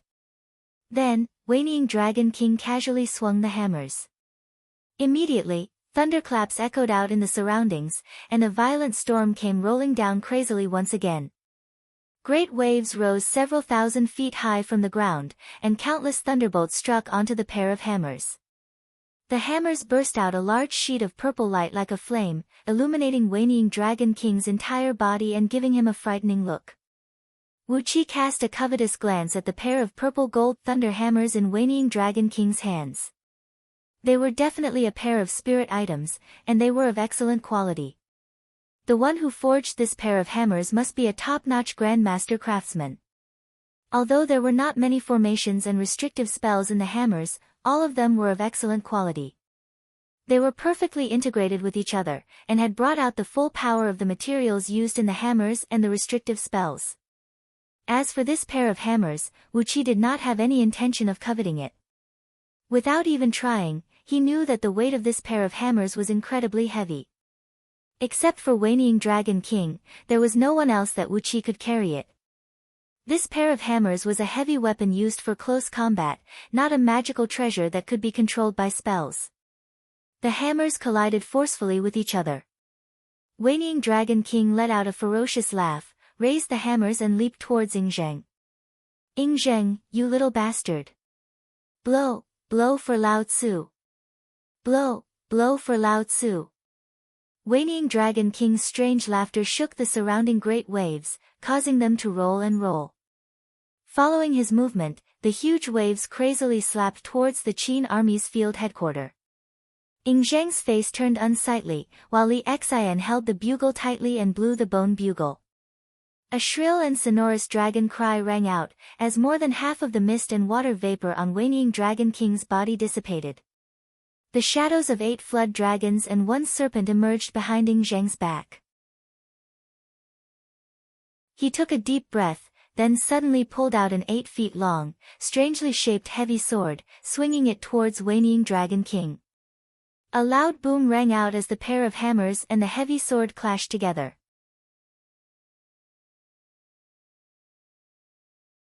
Chapter 179. The heavy sword held in Ingzheng's hand was 8 feet and 1 inch long, the width of an adult's palm, and the thickest part of the sword ridge was 3 fingers thick. The surface of the sword was as bright as a mirror, emitting a faint purple glow and yellow glow. Under the yellow and purple glow, on the mirror-like surface of the sword, there were images of rivers and mountains, forests and grasslands, towns and villages, and all sorts of living beings. Above all these images, amidst the yellow and purple glow, were 9 divine dragons, baring their fangs and brandishing their claws, twisting and wheeling in the air. A loud boom rang out, and sparks flew in all directions. The purple glow transformed into airwaves that could destroy everything and spread in all directions. When the airwaves were still tens of miles away from the wooden city, they were shattered into pieces. Wanying Dragon King's body did not move, and he was still hovering on top of the cloud. However, a white mark could be seen on both of his hammers, as they were damaged by Ingzheng's heavy sword. Ingzheng was knocked flying several thousand feet away by the heavy hammers. The extremely heavy impact had opened up countless wounds on his body, and blood kept oozing out from them. However, his heavy sword was not damaged at all. Ingzheng smashed heavily onto the ground, sinking several hundred feet deep into the ground. While coughing blood, he dragged the heavy sword and slowly climbed up from the pit. Laughing out loud, he looked at Wanying Dragon King and said, "Evil dragon, how is the power of my natal divine weapon, the sword of Qin Emperor?" He raised the sword up high and swung it down forcefully. Suddenly, countless chants of "Long live the Emperor" rang out in the sky. Amidst the thunderous chants, a few miles long, deep cracks suddenly appeared on the ground where the tip of the sword pointed. Wanying Dragon King's face twisted, as he stared fixedly at the tiny crack on the head of the hammers, which was smaller than a strand of hair. A frightening gurgling noise was heard coming from his throat. Clouds began to rise from his body, shooting up several tens of thousands of feet into the sky like an erupting volcano. After the time it took to finish a pot of tea, Wanying Dragon King finally let out a stern roar, "Kid, how dare you damage my treasure?" Abruptly, both hammers flew out from his hands. One of them smashed towards Ingzheng, and the other towards Li Xian, who was standing on top of the wooden city wall and blew the bugle just now. The dragon cry just now had suppressed over 50% of the dragon energies in Wanying Dragon King's body, and the force exerted on his hammers was greatly weakened. Even the item spirit of the Thunder Hammer had its spirituality suppressed by half. That was why it was wounded by the sword of Qin Emperor. The bone of Ing Dragon brought too much of a threat to all aquatic creatures. Therefore, Wanying Dragon King had made up his mind to kill Li Xian first. The heavy hammer whistled as it flew out, bringing with it a sky full of thunder and lightning. Tens of thousands of thunderbolts whizzed down from the sky. With the 2 hammer heads as the focal point, the thunderbolts brought with them monstrous electric flames. There was nothing else between heaven and earth, only the 2 hammerheads shining with dazzling lightning attracted everyone's attention. Clenching the sword of Qin Emperor tightly with both hands, Yingzheng cried out sternly, "Li Xian, get out of the way." Amidst the long and shrill cries of 8 flood dragons and 1 serpent, a great amount of blood burst out from Yingzheng's body once again. Abruptly, his body grew taller by 1 foot, and he thrust the sword with all his might towards the heavy hammer that was falling down from above. The 9 Dragons Cauldron Grand Magic used the blood essence and soul of flood dragons as the cultivation materials, and it was also a divine ability that cultivated both the fleshly body, soul, and magical power at the same time. In terms of fleshly body alone, Yingzheng's strength was one of the strongest. However, Wanying Dragon King's strength had gone beyond the limit that Yingzheng could handle. He was an old monster who had been cultivating arduously for several tens of thousands of years, and had tempered his fleshly body to the limit of demon dragons, almost ready to ascend into a true dragon. The weight of the thunder hammer was incredibly heavy as well, and when it was thrown out by the old dragon with all his strength, the force was more than enough to destroy a small planet. Clang! The skin on both of Yingzheng's arms exploded, sending blood and flesh flying in all directions. A large amount of pale golden blood dripped onto the ground, merging with the blood of countless dead aquatic demon beasts. Yingzheng was smashed deep into the ground by the heavy hammer. The loud rumbling of the hammer shattered the ground, bringing Yingzheng down to a depth of 30,000 feet. The tremendous force shook Yingzheng to the point that his internal organs were riddled with countless cracks, and his body was nearly shattered into pieces. On top of the city wall, Li Xian held the bugle tightly, and once again blew it without caring about anything. The dragon roar of Dragon King echoed out once again. Wanying Dragon King's body trembled, as the dragon energies in his body were suppressed by another 50%. He let out a long and furious roar, gave Li Xian a fierce glare, and suddenly waved both of his hands towards the great waves in the distance, coiling up several dozens of huge water dragons and rushing towards the top of the city wall. Li Si came before Li Xian, who was bleeding from his 7 apertures. The scroll was hovering before him, emitting a pale golden gleam. With a calm expression, he wrote over 100 characters on the scroll in a row. After that, he flicked the tip of his brush and picked out over 100 murderous characters from the scroll. Then, they transformed into a faint silver light and flew towards the heavy hammer that was smashing down from above. The forward momentum of the heavy hammer halted abruptly, as the invisible force collided with it and produced a loud, ear-splitting boom. Li Si's body trembled, as several dozens of thunderbolts suddenly shot out from the hammer and smashed forcefully onto his body. The black robe worn by Li Si expanded abruptly, transforming into a clump of dark cloud that covered his entire body. The thunderbolts smashed into the dark cloud and exploded, causing it to roll and scatter. Li Si's body kept suffering from heavy blows, causing him to open his mouth and cough out a mouthful of blood. Chi-Chi, a group of several dozens of men who were dressed like scholars, gathered behind Li Si. They lined up in a strange formation, pulling out seals, scrolls, writing brushes, iron rulers, chains, and many other objects. Then, they recited a long and sonorous chant in unison. The law is the one who compiles the books and records, sets them in the government, and distributes them to the common people. The law follows the law of the heaven and earth, and rules all living beings. The law draws the Tao of the heaven and earth, and rules all living beings. Following the chanting of these men, all kinds of strange magical items in their hands began to emit a golden gleam, which kept injecting into Li Si's body. A bright golden gleam burst out from Li Si's body. Abruptly, he pulled out a seal, raised it up towards the sky and cried out sternly, "The law follows the heaven, the Tao of the heaven and earth becomes the commandment of all living beings. What are you waiting for if not now?"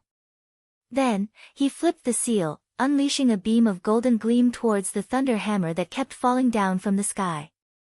A miserable cry rang out, as Wanying Dragon King's heavy hammer suddenly spun in the air, falling down from the sky like a bird with broken wings. Wanying Dragon King was caught unprepared, and before he could figure out the logic behind Li Si's strange attack, the beam of golden gleam had already smashed heavily onto his body.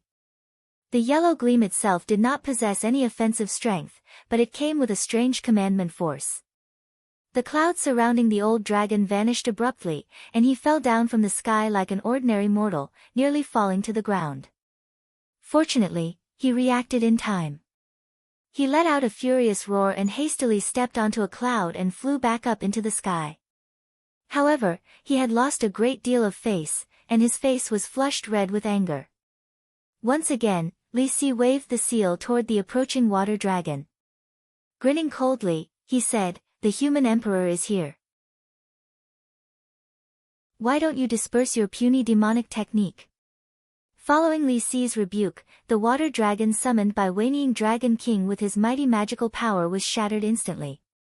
Countless streams of water shot down from the sky, and a heavy rainstorm began to pour down from the sky.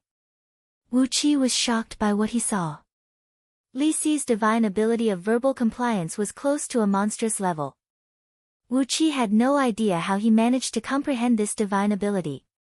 However, this divine ability was not suitable for Wu Qi. It was a divine ability that had a great limitation, as it was created by borrowing the willpower of others. It did not bring much benefit to the user, and thus, Wu Qi was not interested in it.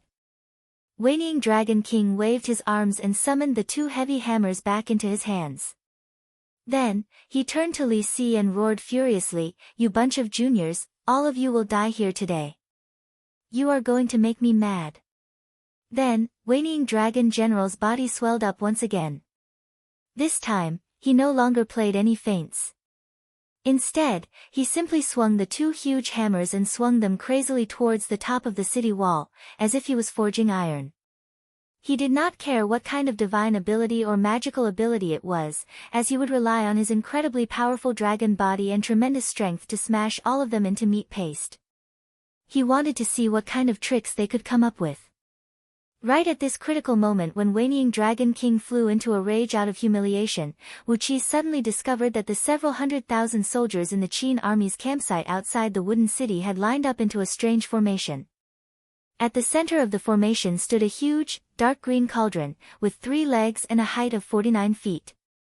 Su Fu was leading several hundred practitioners, walking and dancing around the cauldron while reciting some strange incantations. As they were reciting the incantations, the blood of over 1 million aquatic demon beasts who died tragically in the battle, together with the pale golden blood that Yingzheng spilled on the ground, were all sucked into the cauldron. All the blood seemed to have teleported, as it disappeared from where it was and reappeared in the cauldron.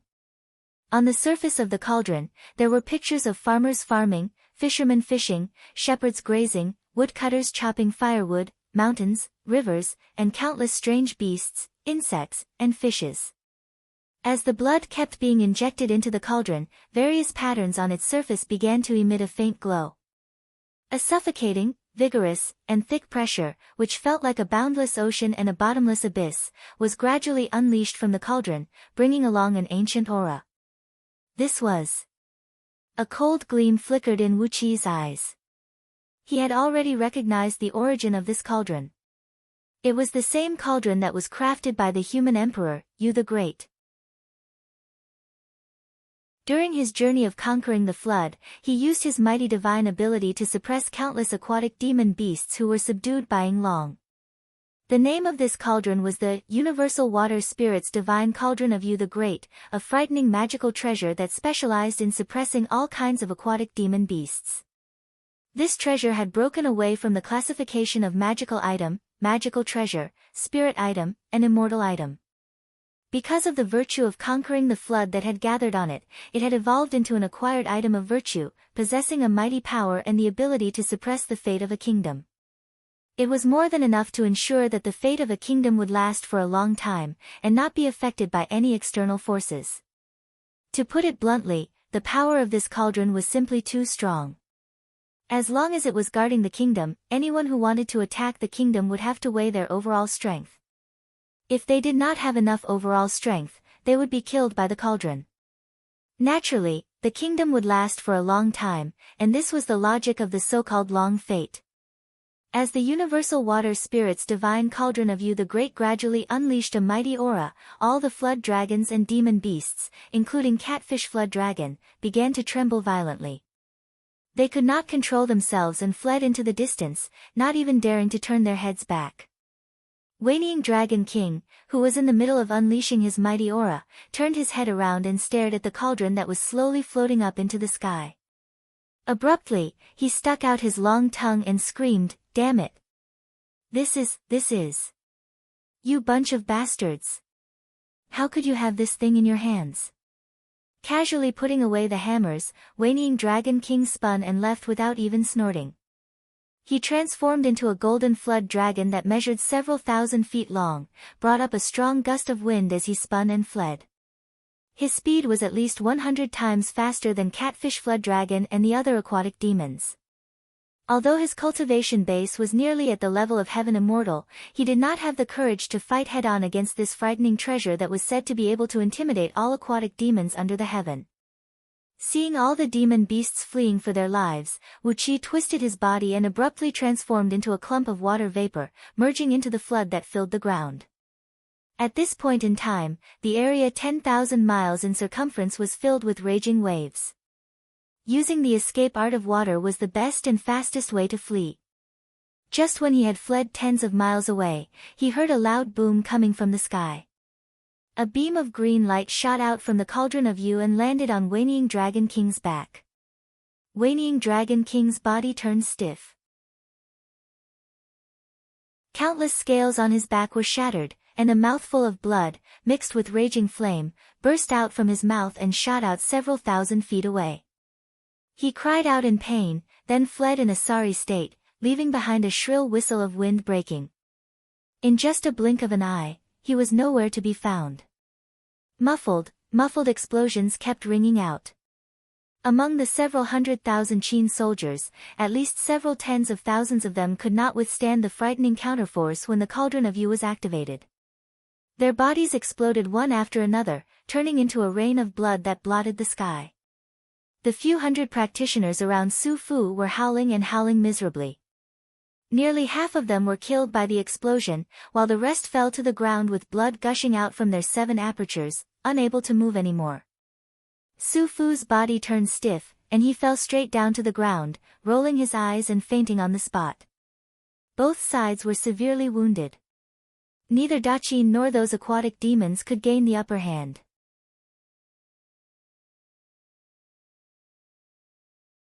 Chapter 180. The flood had receded, and huge trees that were knocked down by the flood could be seen everywhere. The red sun hung high in the sky, while the jarring sound of a bugle echoed out from the camp of Qin army. The remaining less than 200,000 Qin soldiers trod on wing-shaped magical items, each carrying a porcelain jar filled with the ashes of their comrades. They lined up neatly and flew toward the northwest direction. A dragon chariot pulled by 9 black dragon horses was seen flying in the center of the formation, surrounded by a large troop of Qin soldiers. The huge cauldron of Yu was hovering above the dragon chariot, emitting a faint dark green glow, threatening all the aquatic demons and devils that might come back. Even if they were retreating, the Qin army would never give the enemy any chance to attack them. Wuqi stood on the peak of a lofty mountain that was washed away by the flood, looking at the retreating Qin army with a gloating smile on his face. After that, he breathed out a deep sigh. Although the Qin army had suffered a great loss this time, it was not a serious injury. None of those important ministers and generals were killed, but many soldiers and practitioners were killed. For Daqin dynasty, this was just a drop in the ocean. It was a pity that they could not cause a greater loss to the Qin army, and could not gain more benefits from them. Wuqi looked at the retreating Qin army with envy, breathed out a deep sigh and said, "Isn't the old Dragon King going to chase after them? Perhaps they don't have the strength to activate the Cauldron of Yu anymore." Although the Cauldron of Yu possessed a tremendous power, how could an ancient item of virtue be controlled by a mere nascent soul cultivator? Su Fu had gathered the blood essence of countless aquatic demons that had died tragically, and together with a thread of human emperor's blood essence found in Ing Zheng's body, he had barely activated the Cauldron of Yu and wounded Waiting Dragon King with just one strike. Wuqi believed that as of now, the Qin army did not have the strength to activate this precious treasure. If Waiting Dragon King reorganized his army and chased after them, there was a high chance that the entire Qin army would be wiped out here.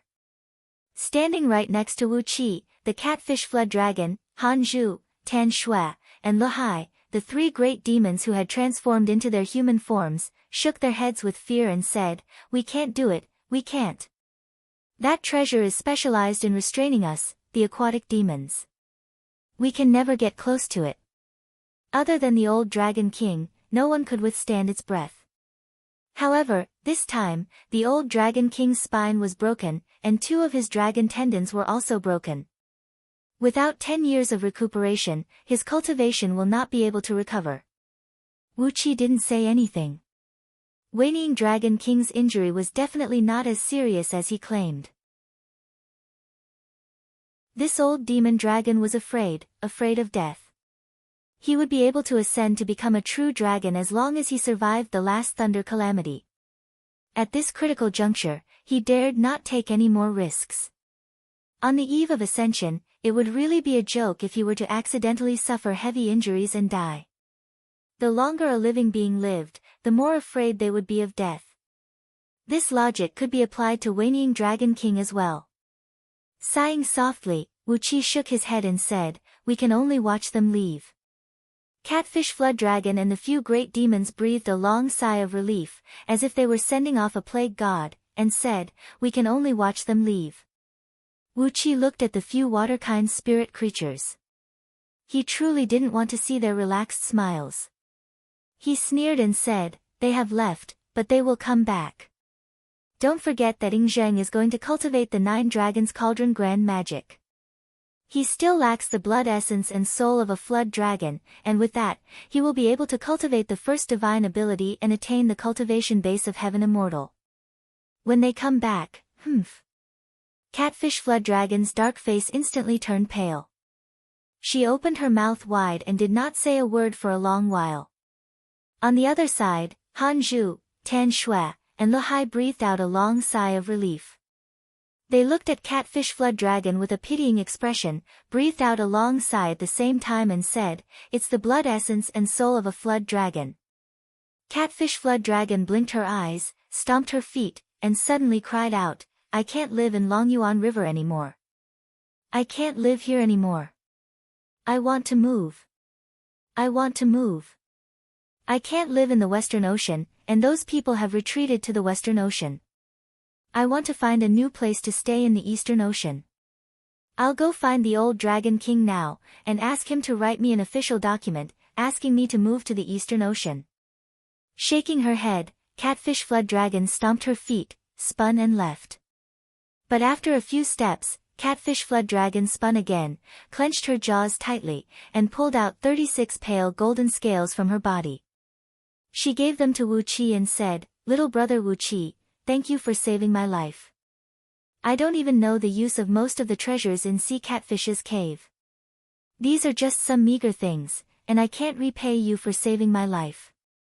These scales are of great use to you human cultivators, so I'll give them to you." Wu Qi stared blankly at the scales in his hand, then threw his head back and breathed out a long sigh.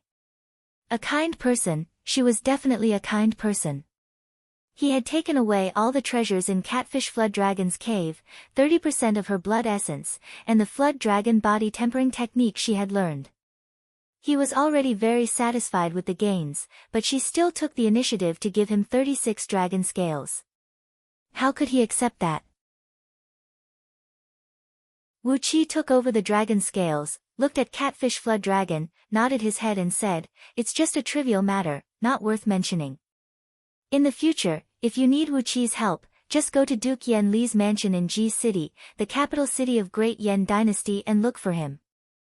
Catfish Flood Dragon and the 3 great demons exchanged a glance, then shook their heads at the same time and said, "We can't go there. We, the aquatic clan, can't leave the shore for more than 10,000 miles. We've heard about Ji City, a place where there are some demons who have cultivated into the form of birds in the forest, serving as great Yan sinecures. There are 3 beast kings, 2 bird kings, and a few demon kings who live in seclusion, all of whom are great Yan sinecures. But for us, the aquatic clan, our power will be greatly reduced once we leave the water, and it's not comfortable to stay on the shore. So, we won't go there." Le Hai sneered and said, "We, the aquatic clan of Longyuan River, have a grudge with the subordinates of those few beasts. They have already become great Yan sinecures, so how can we go there? If we go there, we might not be able to come back. Although those old demons are staying in the depth of Meng Mountains, and they only listen to the imperial edict of Great Yan Dynasty, many of their disciples and grand-disciples are serving in Great Yan Dynasty. The grudge between us, the aquatic clan of Longyuan River, and them is too deep. We can't go to Ji City. The few aquatic demons shook their heads, then stepped onto their demon clouds and flew towards Longyuan River. On the other hand, Wu Qi was taken aback by the news they revealed. The few demon kings who shared the same fame as Wanying Dragon King were actually Great Yan Dynasty's sinecures. But, why didn't Yan Dan and his brothers tell him about this? But, when he thought about it, weren't Xiong Qing and his brothers demon bears who lived in the forest? Since all 12 of them had joined Great Yan Dynasty and become the Imperial Guards, how could their parents and other seniors be related to Great Yan Dynasty? Looking at the demon clouds that were flying away, Wu Qi shook his head lightly. Sure enough, he could never underestimate anyone under the heaven. He, Yan Dan actually had such a trump card hidden in his sleeve. If that was the case, wasn't the so-called 13 immortal sects of Great Yan Dynasty just a joke? What was the use of these 13 immortal sects? Were they trying to fool the people under the heaven? Wu Qi turned his head and looked at the Qin army that was about to disappear into the distance. He breathed out a long sigh. Fortunately, the Qin army did not leave Meng Mountains to attack Great Yan Dynasty. Otherwise, if those sinecures of Great Yan Dynasty were to strike, the Qin army would be in big trouble. No wonder Yan Dan dared to be so lenient. No wonder he had been in a secluded cultivation for so many years, ignoring all the affairs of the imperial court, and the internal affairs of Great Yan Dynasty were in a mess. As long as there were demon kings who had cultivated their nascent divinity, he had no fear of someone plotting to usurp the throne. It's a pity that I, Wu Qi, have to bear the blame for nothing. Everyone under the heaven thinks that I'm the one who wiped out Wei Merchant. Who should I tell this injustice to? Lu Buwei. Oh Lu Buwei, please don't seek revenge from me. Breathing out another long sigh, Wu Qi too stepped on a beam of light and plunged into the ground, heading towards one of his secret caves in a far distance. In the secret cave, Wu Qi spent half a month, consuming all the nearly 100 Jin Dan he had collected this time. Finally, all 10 false cores produced a thread of innate nectar essence that belonged to Wu Qi himself. The misty false cores began to glow with a faint silver gleam, and their quality was much denser than before. Wu Qi's cultivation base had suddenly become a few times stronger. While absorbing the Jin Dan essence, he was also constantly digesting Catfish Flood Dragon's blood essence, strengthening and tempering his fleshly body. The black pearl used by Catfish Flood Dragon was the same as the acquired pearl of fire element that Wu Qi owned now. It was a natural spirit pearl formed by the acquired water essence, and it contained a very powerful water essence energy, which made it extremely powerful. After a preliminary refinement, Wu Qi placed it in his dantian, constantly nourishing and refining it with his own energy essence. The fire and water pearls were spinning in the shape of a taiji in his dantian. Nourished by the two pearls, the energies in Wu Qi's heart and kidneys became stronger and stronger, and the strength of his blood and energy was greatly improved as well. However, the several dozens of treasures found in Catfish Flood Dragon's mansion greatly exceeded Wu Qi's expectation. That Catfish King's mansion should be the Immortal's cave that Catfish Flood Dragon found accidentally, and those treasures should be the treasures she found accidentally in the cave as well. All these treasures were refined by her ancestors, and were very powerful magical treasures. Presumably, Catfish Flood Dragon's mansion used to be the Immortal's cave of a senior cultivator. Among these treasures, most of them were lower-grade magical treasures, but only a small diamond-shaped mirror stood out from the rest. It was a beautiful diamond-shaped mirror, with ancient and heavy runes densely intertwined on its back. Vaguely, large sheets of watery clouds could be seen appearing and disappearing on the surface of the mirror. On the back of the mirror was a small button made from 3 Chinese alligators, and on top of it were 2 characters, Cold Electric, that were carved with very fine writing. Wu Qi sent his divine sense into the mirror, and vaguely sensed a faintly discernible divine will hiding in it. It was a mirror that had almost turned into a spirit of its own, and was about to give birth to its own item spirit. Perhaps because Catfish Flood Dragon did not inherit the specific legacy, she did not discover the advantages of the mirror. Instead, she kept it in the cave carelessly, and did not even prepare to take it out to fight the enemy. In Wu Qi's eyes, this cold electric mirror was even more precious than some spirit water pearls. But too bad, in Catfish Flood Dragon's hands, it was like a pearl covered in dust, and did not bring out its full potential. He casually wiped the surface of the mirror, injected a thread of energy into it, then performed an incantation gesture with his left hand according to the runes on the back of the mirror, unleashing a beam of spirit light and shaking it on the surface. Immediately, an auspicious light flashed on the surface of the mirror, as several dozens of tiny electric arcs shot out from it, hitting a small cliff several miles away. Soundlessly, thunderbolts exploded, and the cliff, which stood 1,000 feet tall, instantly turned into fine dust that drifted in the air. No matter it was the electric arcs or the thunderbolts exploding, none of them made any sound. It truly lived up to its name of cold electric. Wu Qi was extremely satisfied with this mirror, as it was a supreme treasure that could be used to launch sneak attacks from the back and launch sneak attacks at the enemy. With this cold electric mirror, all the crossbows in his storage ring could finally be retired.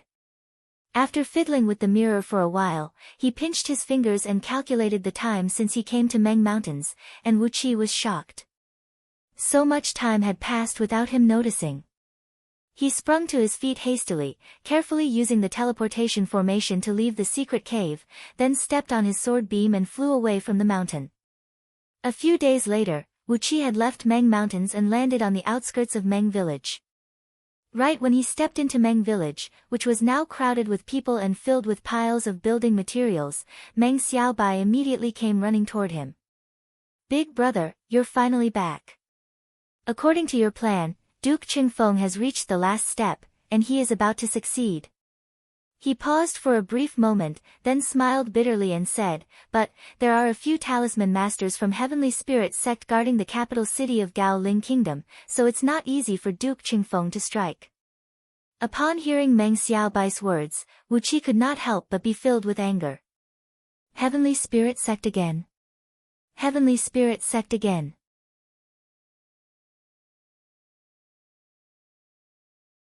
Chapter 181. Ji City. A light snow had just fallen, and the fertile land several tens of thousands of miles outside the city had turned into a sheet of white. Smoke could be seen lingering in the sky of countless villages and towns. The faint smoke mixed with cold air and frost had covered the sky, making it so dark that not even a single ray of sunlight could be seen. The cold wind blew across the wasteland in the early winter, sounding like the howling of millions upon millions of ferocious ghosts. From time to time, large sheets of snow would be rolled up and sent flying in all directions. 1,500 miles west of the city, in a peach forest that was covered with a thin layer of snow, a black dot suddenly shot out from the void. In just a blink of an eye, it expanded into a dark sphere that measured several tens of feet in circumference. Tiny electric arcs burst out from the dark sphere, smashing the soil and rocks on the ground and creating numerous deep pits of different sizes. Accompanied by a series of tiny explosive noises, the dark sphere lasted for less than 2 seconds before it disappeared abruptly. A few middle-aged men clad in luxurious robes emerged from the disappearing dark sphere, escorted by a dozen cultivators who were brimming with spirit. They glanced around, then one of the men pulled out a map and casually cast a beam of light on it. A large sheet of light rushed out from the map, revealing the topographic map of the area several tens of thousands of miles in circumference of Ji City. A tiny golden dot was blinking on the map, marking their location. The myriad miles star fire talisman that Patriarch found in the mansion of an immortal is truly marvelous.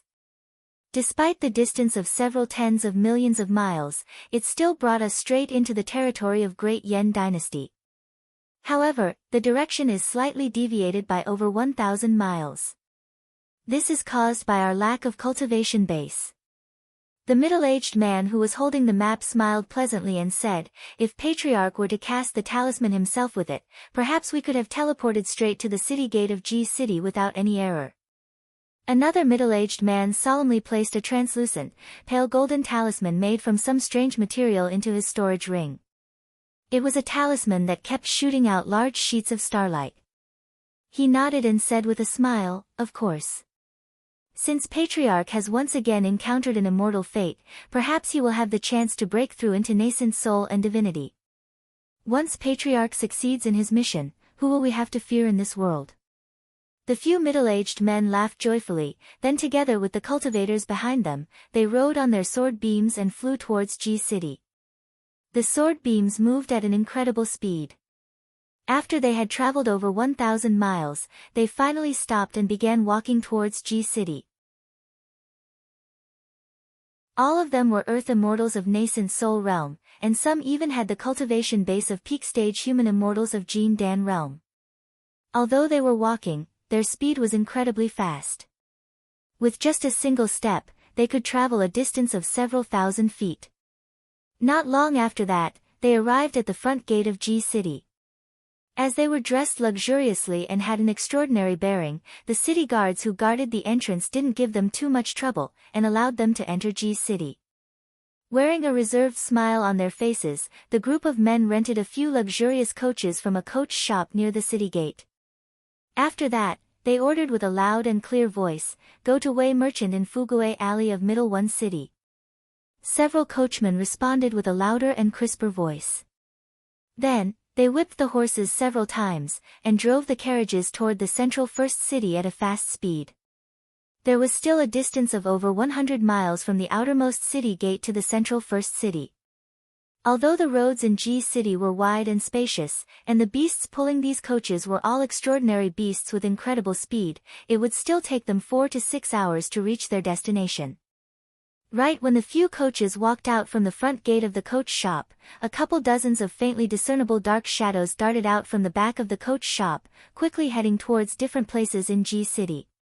A couple dozens of golden-winged swifts, who were small in size but flying at an incredible speed, silently flew up from the residential houses around the coach shop, flying quickly towards all the administrative offices of Scouting Office, Swallows, Criminal and Justice Court, and many other departments of violence. Wherever the few coaches went, the city gates were closed one after another. A large number of soldiers from the city guards rushed up to the top of the city wall, firing all kinds of powerful crossbows and bolts. All the bolts were glinting with the unique glow of runes and energy stones. These powerful crossbows and bolts had the power to threaten cultivators, and were all lethal weapons crafted by the craftsmen from Mo sect. Even a Jin Dan human immortal would be killed on the spot if he was hit by one of these bolts. The number of sky patrolling eagle guards who were flying and wheeling in the sky on their daily patrol duty had gradually increased. Originally, a group of sky patrolling eagle guards was responsible for the daily patrol of 3 to 5 neighborhoods, but now, the number of sky patrolling eagle guards had increased to 2 groups of sky patrolling eagle guards, who were responsible for the surveillance of a single neighborhood. Above every high point in the city, green and red lights were flashing and blinking. A large number of beast warriors from Scouting Office had emerged, guarding these important spots. In the streets and alleys where the few coaches passed by, the number of peddlers, and miscellaneous people had increased abruptly. Using countless excuses that they could not find any loopholes, they joked and laughed as they walked through the streets and alleys. It was as if an invisible net had tightly surrounded the few coaches. When the sky was about to turn dark, the few coaches arrived at the entrance of Wei Merchant, which was ablaze with bright lights.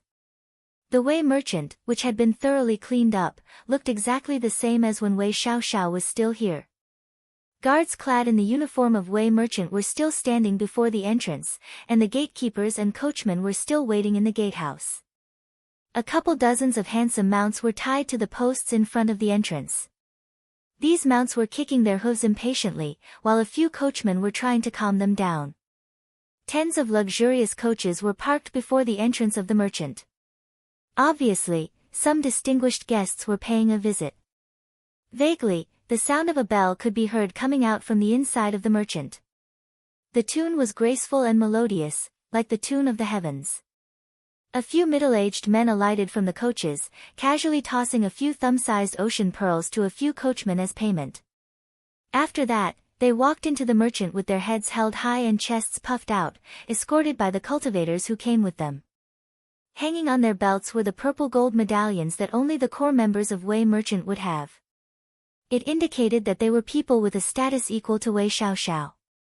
The servants and guards at the entrance dared not to show any neglect, and hastily welcomed them into the merchant.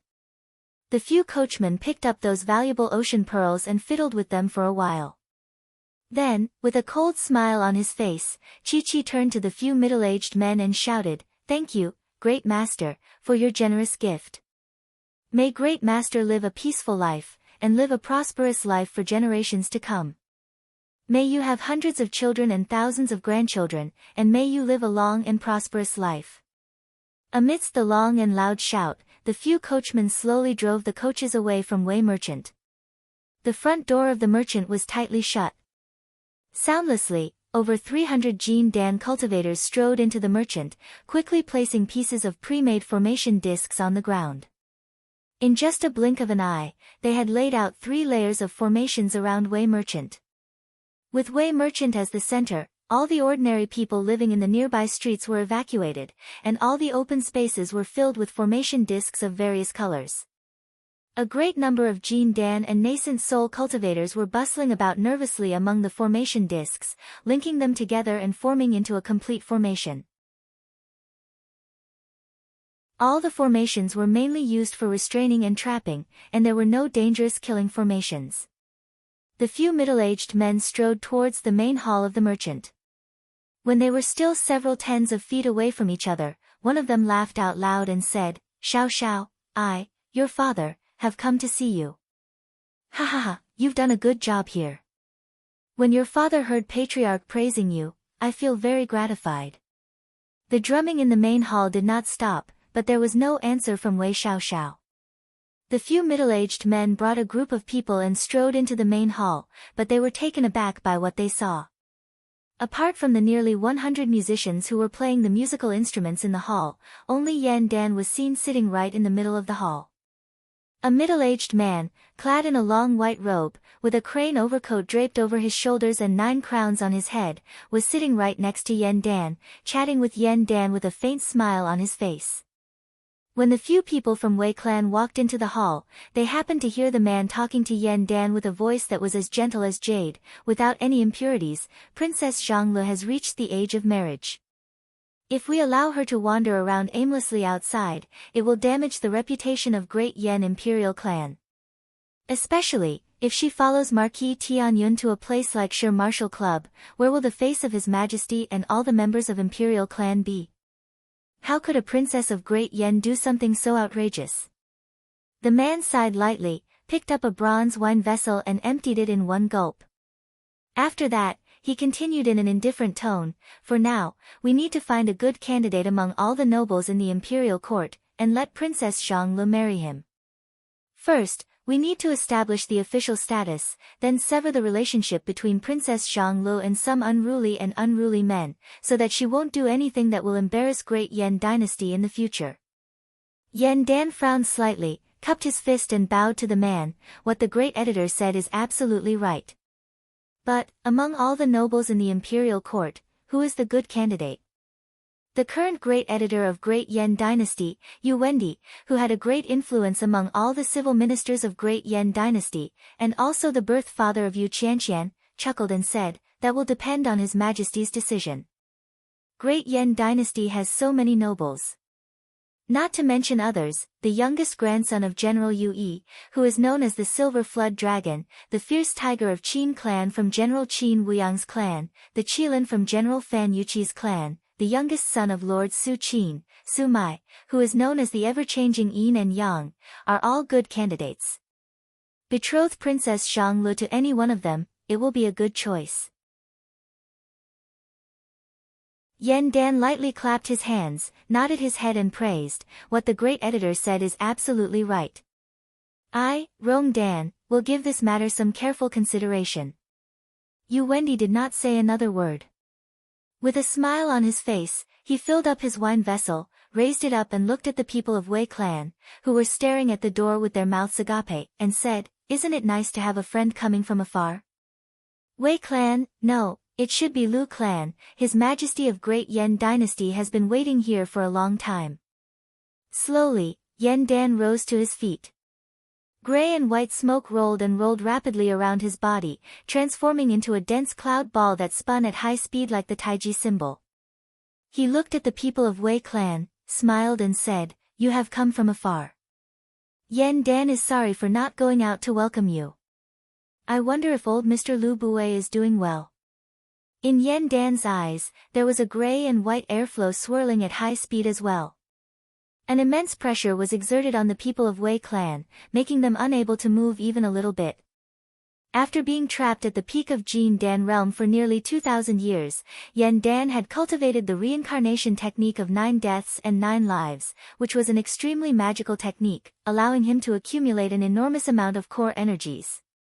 Stimulated by Wu Qi's words, Yen Dan had broken through the bottleneck of Jin Dan realm, stepping into the nascent soul realm in one fell swoop.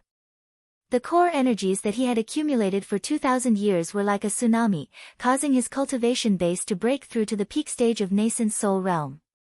On top of that, the reincarnation technique of 9 deaths and 9 lives paid more attention to the tempering of one's nascent divinity. As a result, Yen Dan's divine will had been condensed to the point that it looked almost corporeal. When he unleashed the pressure, it made the people of Wei clan feel as if a huge rock was pressing down on their chests. Even the few earth immortals of nascent soul realm who came along with them were unable to breathe or move. Wei Xiaoxiao's father cried out sternly, "Yen Dan, how did you know the name of our patriarch?" Yen Dan smiled faintly, shook his head, sighed and said, "Not everyone under the heaven can keep their mouth shut. The few senior managers of your Wei merchant in Ji City are not the kind of people who can face death with equanimity. Don't tell me I can't get any information out of them." He sneered, then a strange gleam flashed in Yen Dan's eyes. He stared at the people of Wei clan and cried out sternly, "Since you've come today, you can stay here forever."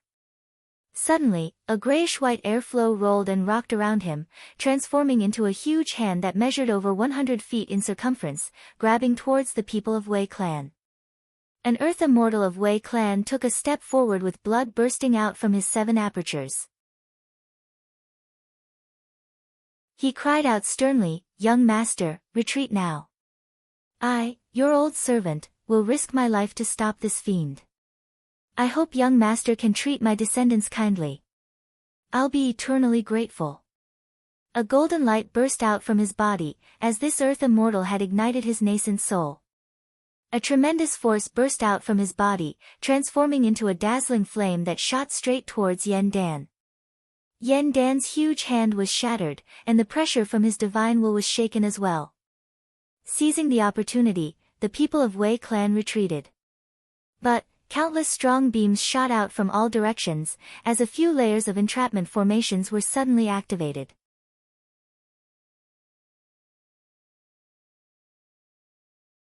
Chapter 182.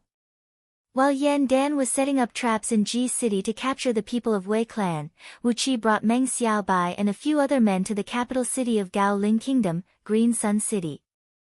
Behind the capital city was a small green mountain. The southern foot of the mountain spread out like an arm, and a fertile plain was created by the Silver Sand River. Green Sun City was located right on this plain.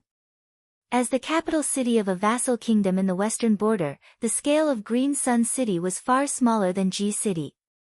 It measured less than 10 miles in both width and length, and together with a few satellite cities and nearly 100 villages outside the city, the population of the people living in this city was less than 1 million. Currently, these 1 million people were squeezed into Green Sun City. They were all given various weapons and armors, and recruited as soldiers to defend the city. Apart from the 1 million militia who had just been armed, there were also less than 37,000 elite soldiers of the Gao Ling Kingdom. With the joint attack of the Lu Kingdom, Lishan Kingdom, and Tai Clan, the army of over 100,000 soldiers of the Gao Ling Kingdom who were confronting the army of Lishan Kingdom at the Changlang River was routed overnight. The army was chased for over 1,000 miles, and only these 30,000 soldiers managed to escape back to Green Sun City. With the joint attack of the three forces, they had annexed 60% of the territory of the Gao Ling Kingdom in just a few months. Now, as long as they could take down Green Sun City, the remaining territory of the Gao Ling Kingdom would no longer have any barrier or defensive force, and the Gao Ling Kingdom would become a name in history. Over the past few months, the emissaries of the Gao Ling Kingdom had been desperately sending letters of complaint to Ji City, asking the suzerain to make a ruling on this matter. However, the person who was responsible for making the ruling on this matter, Lu Qingfeng, the emperor of Zhuoguozheng of Great Yan Dynasty, was sitting in the camp of the allied forces. Most of the time, right after the emissaries of the Gao Ling Kingdom sent their letters of complaint to Zhuoguozheng, they would be ambushed and killed by the subordinates of Lu Qingfeng who stayed in Ji City. Currently, the Gao Ling Kingdom had no fighting force on the inside, and no reinforcements on the outside. It was at the end of its rope. At the moment, the Gao Ling Kingdom had over 500,000 soldiers besieged Green Sun City. Apart from the direction of Little Green Sun City in the north, the other three directions were completely surrounded. On top of that, these 500,000 soldiers were the most elite soldiers of the Lu Kingdom, Lishan Kingdom, and Tai clan. They were on a completely different level compared to the defeated soldiers and armed militia in Green Sun City. Wu Qi met Lu Qingfeng at the top of a hill on Little Green Mountain, where he could overlook Green Sun City. The two of them were naturally happy to see each other again. After exchanging a few pleasantries, Lu Qingfeng explained the current situation to Wu Qi. As Green Sun City was defending the city with all their might, Lu Qingfeng had already deployed a fire elemental great explosion formation near the city gate. Once it was triggered, the city gate would be blown up into the sky. But now, 7 Jin Dan human immortals from Celestial Spirit sect suddenly appeared in Green Sun City. They claimed that they were taking a temporary rest in Green Sun City, but they had not left even after more than a month. These Jin Dan human immortals with ambiguous attitudes made Lu Qingfeng afraid to make a move. The armies of the Lu Kingdom, the Lishan Kingdom, and the Tai clan did not dare to attack the city. There were 7 Jin Dan human immortals in the city, not 7 Xiantian Taoists.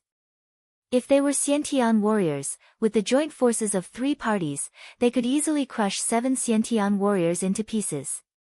But, the Jin Dan human immortals were half-immortal existences, and they were the Jin Dan elders of Heavenly Spirit sect, one of the 13 immortal Dao sects of Great Yan Dynasty. How could a few vassal kingdoms dare to offend them? As long as these 7 Jin Dan human immortals don't leave, the armies can't attack the city. Lu Qingfeng frowned, breathed out a long sigh and said, the Lu Kingdom, the Lishan Kingdom, and the Tai clan do not have a strong foundation. The daily expenditure of 500,000 soldiers is a huge number. If they continue to besiege the city without attacking, the military expenditure will be too much for them to bear. I have no idea where these 7 rascals came from, and what are they doing here in Green Sun City? Wu Qi sneered and said coldly, they are here to receive their great elder, Ling Wuju. That is a smart move. Instead of receiving them openly in the Lu Kingdom, they chose to stay in the capital city of the Gao Ling Kingdom, which is the closest city to Meng Mountains apart from the capital city of the Lu Kingdom. But too bad, their wishful thinking is not going to work now. After a brief moment of pondering, Wu Qi looked at Lu Qingfeng, who had his head filled with confusion, and asked with a smile, is the hidden chess piece I asked you to prepare in place? Lu Qingfeng nodded and said, 70,000 elite soldiers from Brotherhood of Mountains clan have been lying in ambush in Little Green Mountain for 2 months. These barbarians are not easy to deal with. My grandfather has been colluding with them for a long time. This time, with the excuse you made up, he managed to borrow 70,000 elite soldiers from Brotherhood of Mountains clan to attack the Gao Ling Kingdom and divide the loot. These barbarians haven't seen enough gold, silver, and jewelry these days, and they are preparing to return home. Wu Qi sneered, tilted his head up and said in a cold voice, returning home? How can it be so easy? According to the military law of Great Yan, killing barbarians is a meritorious deed. These 70,000 elite soldiers from Brotherhood of Mountains clan were brought here by Wu Qi, so that young master could earn a great meritorious deed, so that he could secure the throne of Zhuoguozheng. Mobilize the elite soldiers from Brotherhood of Mountains clan now, order them to attack the city immediately. As for the 7 Jin Dan human immortals from Heavenly Spirit sect, just leave them to me. Lu Qingfeng was struck dumb with astonishment. He stared blankly at Wu Qi and cried out, "What did you just say?" Wu Qi did not say a word. He pointed his finger out and unleashed the heavenly star positioning disc from his body. It transformed into a jade-colored disc and flew up into the sky, emanating wisps of sharp starlight that brightly illuminated the surroundings. Very soon, stern cries of rebuke echoed out from Green Sun City. 7 bright beams shot up into the sky at top speed, heading towards Wu Qi. Wu Qi cried out sternly, "Mobilize the elite soldiers from Brotherhood of Mountains clan to attack the city. Once they and the defending army in Green Sun City are severely wounded, kill them all. The monarch of the Gao Ling Kingdom has colluded with barbarians and harmed the surrounding vassal kingdoms. This crime must be pinned on the head of the royal family of the Gao Ling Kingdom. I'll be bringing these 7 useless Jin Dan human immortals with me." Casually calling back the heavenly star positioning disc, Wu Qi stepped on the sword beam and left. The sword of Greedy Wolf flew at an incredible speed. In just a blink of an eye, it had flown several dozens of miles away.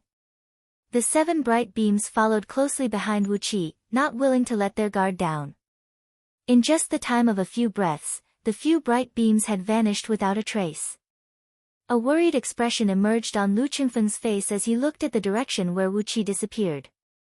After that, he stamped his foot and cried out sternly, "Beat the drums, sound the bugle, raise the flame as the signal, order the 70,000 soldiers from Brotherhood of Mountains clan to attack the city. Let Marquis Yuanyang send a messenger to tell those barbarians that once Green Sun City is breached, they will have the first pick of all the valuables, and all the women. Anything they fancy will be theirs." Upon hearing the order, all the captains surrounding Lu Qingfeng set out one after another.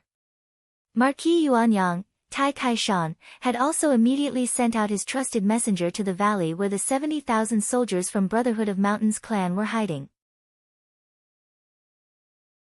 A few months ago, Marquis Yuanyang had already sent out his absolute trusted messenger to inform the leader of Brotherhood of Mountains clan, who had a long history of friendship with him, inviting him to help him attack the Gao Ling Kingdom, and also promised him countless benefits.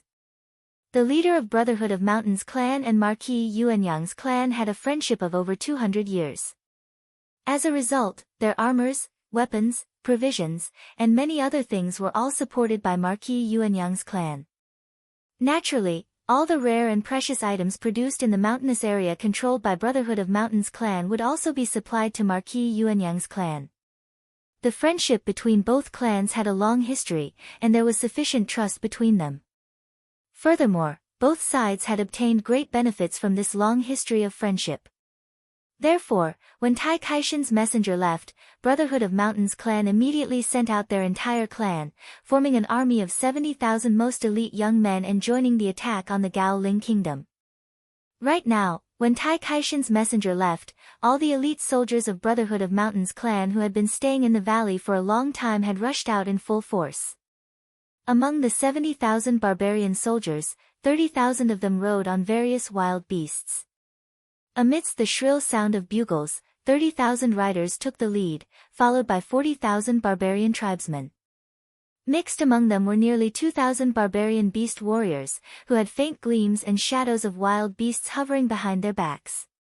Not even in their wildest dreams did they expect that right after the 7 human immortals of Jin Dan, the last barrier, had left, the enemy army had already begun to attack the city. But, why was it not the army of Lu Kingdom, Li Shan Kingdom, or Tai clan who came to attack, but these barbarians who had hideous tattoos all over their bodies? Between the Gao Ling Kingdom and Meng Mountains was the Lu Kingdom. Unless the Lu Kingdom was completely wiped out by these barbarians, how could these barbarians appear before Green Sun City?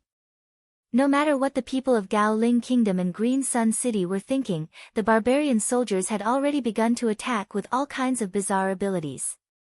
Poisonous prickles swept across the top of Green Sun City like a storm, killing tens of thousands of Gao Ling Kingdom's militiamen on the wall. Their poisonous blood splashed and splashed in all directions, while their bodies quickly shrunk into tiny dark meatballs, looking extremely ferocious and frightening. Those militiamen, who had low morale, were thrown into a panic. Crying and wailing, they fled in all directions. It was a complete mess. Looking at the chaotic scene on the top of the city wall, the captain who commanded the soldiers of Brotherhood of Mountains clan let out a loud howl, ordering his men to rush up the city wall. Among those beast riders, there were several thousand of them who had an amazing jumping ability.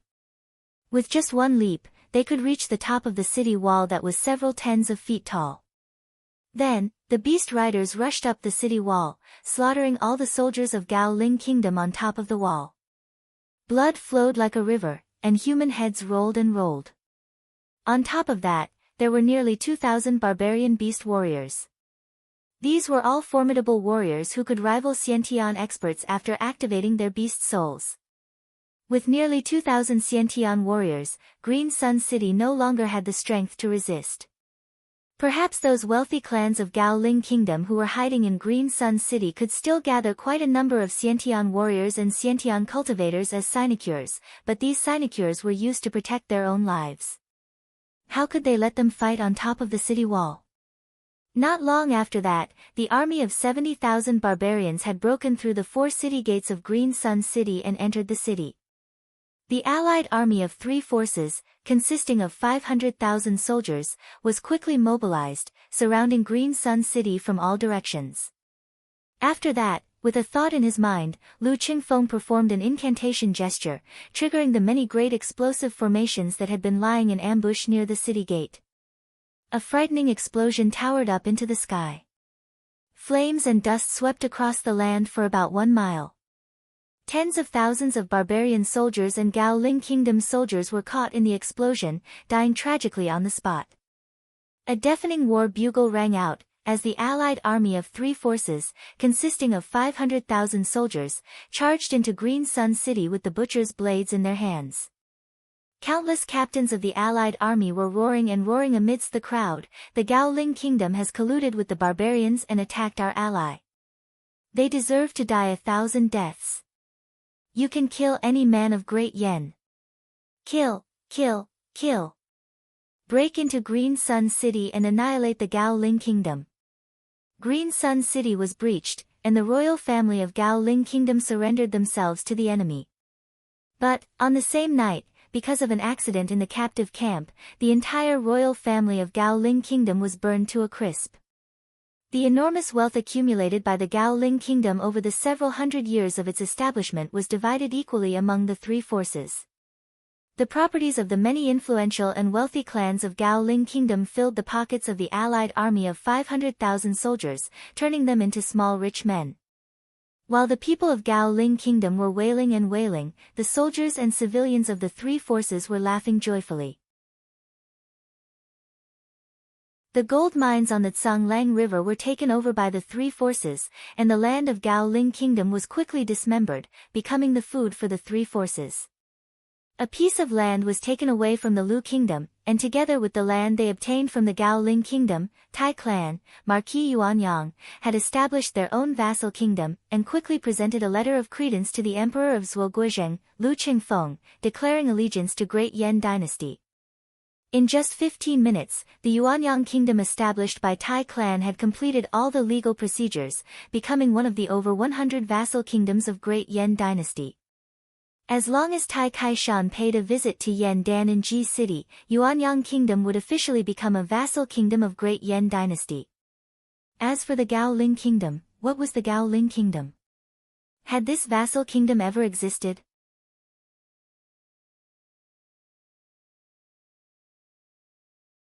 Chapter 183. A very faint black beam streaked across the mountaintop like a mist. Those with weaker cultivation base could not even see the shadow of this black beam. Riding on the sword of Greedy Wolf, Wu Qi sped back into the Meng Mountains where he had just come out from. Then, he flew straight into the depths of Meng Mountains without bothering about anything.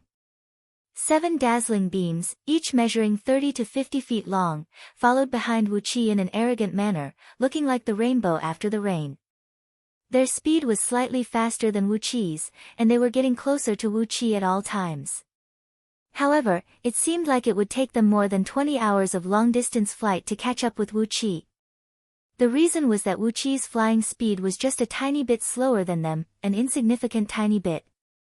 After flying several thousand miles into the depths of Meng Mountains, a furious roar was heard coming from one of the beams. "Hey, you, stop right now.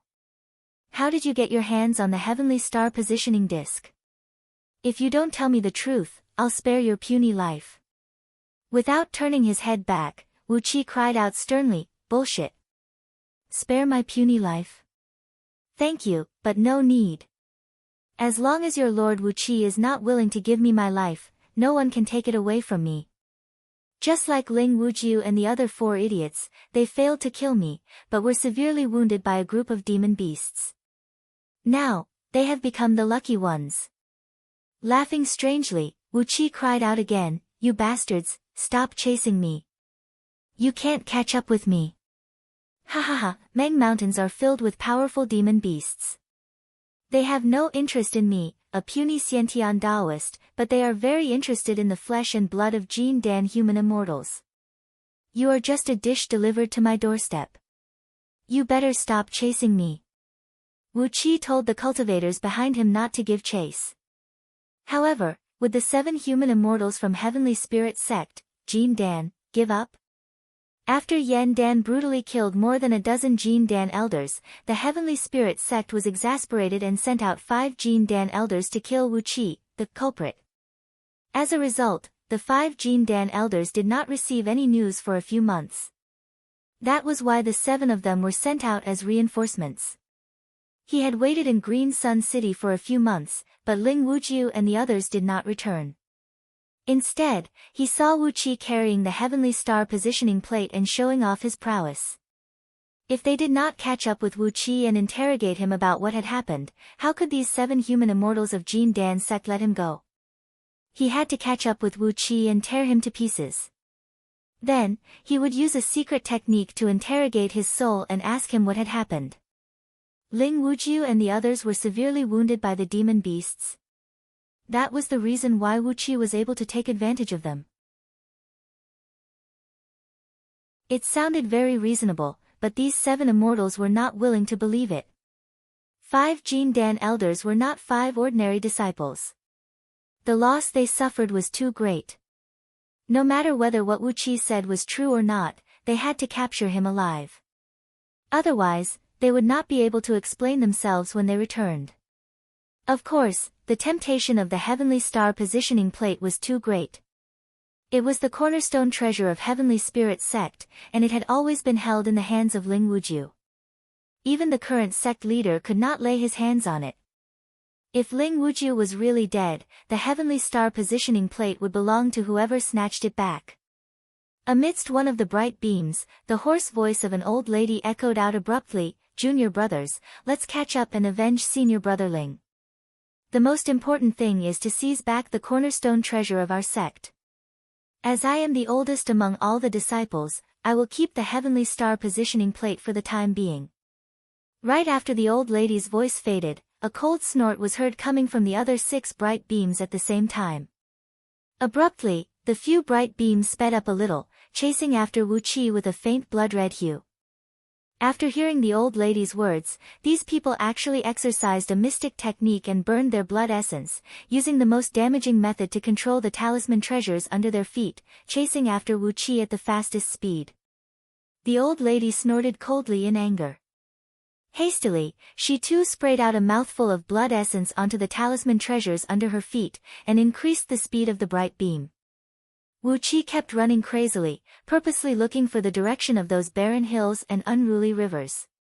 After running for another 2,000 miles, the 7 Jin Dan human immortals of Heavenly Spirit sect were now less than 1,000 feet behind him. The energy ripples burst out from the 7 talisman treasures and surged toward him like a landslide or a tsunami. The tremendous energy ripples made the natural energy around Wu Qi ripple, and the difficulty of his flight increased by a few times. "Have a taste of my magical treasures." Abruptly, Wu Qi raised his right hand and threw 3 explosive talismans behind him. Upon hearing that, the 7 bright beams stopped abruptly. The talisman treasures quickly absorbed the natural energy from the surroundings, forming into a thick layer of defensive barrier around everyone's body. Countless streams of light were hovering in the air, different sized spell symbols were faintly discernible in the light screen. 3 small balls of fiery light exploded powerlessly on the defensive mechanism. They couldn't even create a slight ripple on the defensive mechanism transformed from the talisman treasure. For a long while, the 7 Jin Dan elders of Heavenly Spirit sect did not say a word. After a full 2 breaths of time, the old lady roared furiously, "How dare you bully me, little boy? I was able to craft these explosive talismans when I was only 7 years old, and now, I'm over 700 years old. How dare you attack me with them? You are infuriating me." The 7 bright beams sped up and chased after Wu Qi. Meanwhile, Wu Qi was laughing all the way and said, 700 years old, and you are still a little Jin Dan elder? I heard that a Jin Dan human immortal only has a lifespan of 800 years. Unless he cultivates some special cultivation technique to prolong his lifespan, or takes some spirit pills that can prolong his lifespan, otherwise, he will immediately kick the bucket when he reaches 800 years old. Old fool, doesn't that mean you are going to die soon? The old lady let out a hoarse and angry roar. The bright beam of her fleeing beam became more and more dazzling, as she chased after Wu Qi like a shooting star. The other 6 Jin Dan elders of Heavenly Spirit sect were worried that the old lady might gain some benefits and really allow her to seize the Heavenly Star positioning disc. Hastily, they coughed out a few mouthfuls of blood essence, activated their prime talisman treasures, and increased their speed by a few times. This was the disadvantage of the cultivation technique of Heavenly Spirit sect. Although the talisman treasures were powerful, they consumed too much of their innate energy and energy essence. In order to catch up with Wu Qi as soon as possible, they had consumed a huge amount of blood essence. Riding on the sword beam, he flew several dozens of miles forward. When he saw that the 7 strange beams were less than 300 feet away from him, he suddenly fished out several hundred explosive talismans from his storage ring. Using the most panicked and helpless voice that could only be uttered by a weak little girl who had bumped into several thousand perverts, he roared, "I'll fight you to the death. Look at the magical treasures. Look at the magical treasures." While shouting, "Look at the magical treasures," Wu Qi kept throwing out explosive talismans one after another. He had bought quite a lot of these explosive talismans in Ji City, and Ling Wujiu and the others also had quite a few in their storage items. Therefore, even though Wu Qi threw out 100 to 200 explosive talismans at a time, he did not feel any heartache at all. The few Jin Dan elders of Heavenly Spirit sect sneered together. The sky was filled with water tank-sized fireballs produced by the explosions of these explosive talismans. But, how could these fireballs hurt them? There were also a few Jin Dan elders who were showing off their attainments in talismans. With a light touch of their fingers, they completely destroyed several hundred explosive talismans. Before they could explode, the meridians of energy circulation in them had been completely destroyed, turning them into waste paper. A dark beam was seen flying at high speed in the front, followed by 7 bright beams. Between the 2 of them were countless exploding fireballs and the occasional broken red specks. Amidst the loud rumbling noises, the group had come quite a distance away from Meng Mountains. Once again, Wu Qi pulled out a great number of explosive talismans and threw them behind him, then roared, "Look at the magical treasures, look at the magical treasures. I have countless explosive talismans with me. Let's see how much energy you can use to resist them." The group of Jin Dan elders of Heavenly Spirit sect kept sneering. Explosive talismans were the most basic offensive talismans. Unless there were tens of thousands of them exploding around them at the same time, how could they possibly hurt them? To them, these explosive talismans were just toys for children, and they were not even considered as toys. Just like what the old lady said, when she was 7 years old, she could already draw an explosive talisman. By the time Wu Qi had thrown out over 3,000 explosive talismans, Wu Qi's voice had turned hoarse. What he threw out was still an endless stream of explosive talismans, yet they did not even hurt the skin of those Jin Dan elders. Suddenly, Wu Qi halted his sword beams. He cried out with a stern voice, "I'll fight you to the death. Let me show you my strongest magical treasure, 30,000 explosive talismans. Do you think I can't kill all of you? The group of Jean Dan elders of Heavenly Spirit sect burst into laughter. 30,000 explosive talismans? They were not afraid at all. When they saw Wu Qi's sword beams halted, their eyes shone brightly. Wu Qi must have run out of innate energy, and could no longer run away. As a junior of Xiantian realm, it was an extremely rare feat for him to fly over 10,000 miles with a sword, and he could be considered as having a vigorous innate energy. All 7 talisman treasures flashed with bright gleams at the same time. Without prior consultation, 7 Jean Dan elders exercised a restrictive technique and grabbed towards Wu Qi, determined to capture him alive.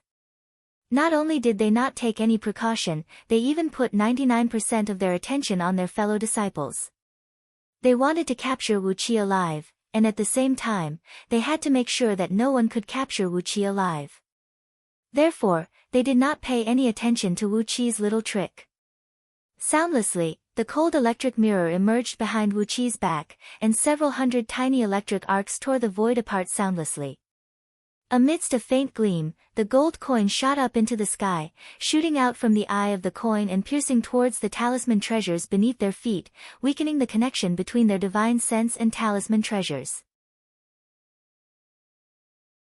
Amidst a blinding golden gleam, the gold ingot flew up into the sky, transforming into a small golden mountain, measuring several hundred feet in circumference, and smashed down from above. Although it weighed several 100,000 kilograms, it was still quite a deterrent. The strong wind brought up by the gold ingot made the clothes of the 7 elders flutter violently, while their bodies, together with their talisman treasures, were forced to descend by a few feet. After that, the sword of greedy wolf came whistling out. Accompanied by a jarring howl of a wolf, 7 pitch-black wolf heads opened their big mouths and bit towards the vital parts of the 7 elders. Finally, the silver lotus flew up soundlessly with an indescribable elegance, tightly wrapping around Wu Qi and protecting him within its stamen. A soundless explosion rang out, as the bright light shrouding the 7 Jean Dan elders shattered abruptly. The electric arcs unleashed by the cold electric mirror had shattered their defensive light, and ripped their bodies into pieces. For early-stage Jean Dan elders did not even have the chance to let out a snort before their bodies were ripped to shreds, leaving only 4 Jean Dan stones behind. A bright gleam shone from the gold ingot, as 6 talisman treasures fell quietly to the ground. The gold ingot came pressing down heavily. The other 3 Jean Dan elders, whose fleshly bodies only had a small part of their bodies ripped apart, let out a miserable howl as they were smashed down by the gold ingot. Apart from a skinny and withered old lady, the other 2 Jean Dan elders had more than half of their fleshly bodies ripped apart. The sword of greedy wolf thrust forward with a jarring whistle, wiping out the blood and chi essence of 6 Jean Dan elders, who had their fleshly bodies ripped apart. 6 Jean Dan stones were rolled up by the sword beam, falling into Wu Qi's hand. At this moment, the attacks unleashed by the few talisman treasures finally landed on Wu Qi's body, but they were firmly blocked by the silver lotus. None of them could hurt even a single hair of his. Wu Qi flew up and came next to the old lady, who was now covered in blood and screaming in fear. Casually, he performed a hand incantation gesture and completely sealed off her cultivation base. Casually, he brought the 7 talisman treasures into his storage ring, then Wu Qi gave the old lady a series of slaps. "Alright, when you were chasing after me just now, you didn't look so panicked." Coldly, Wu Qi stared at the old lady, who had a gloomy and unsightly face and a pair of eyes filled with an evil gleam. Shaking his head, he sneered and said, "I only have one question for you. Who constructed the teleportation formation that you used?" The old lady stared at Wu Qi for a while, then breathed out a heavy sigh and said, "Spare me a thread of my soul for reincarnation, and I'll tell you the truth." Wu Qi pondered for a brief moment, then nodded and said, "Fine." Who constructed the second teleportation formation of Great Yan Dynasty? The old lady stared at Wu Qi coldly, sneered and said, "Myriad Dao Alliance. If you have the ability, go and find them." Wu Qi was struck dumb. Myriad Dao Alliance, what kind of organization was this?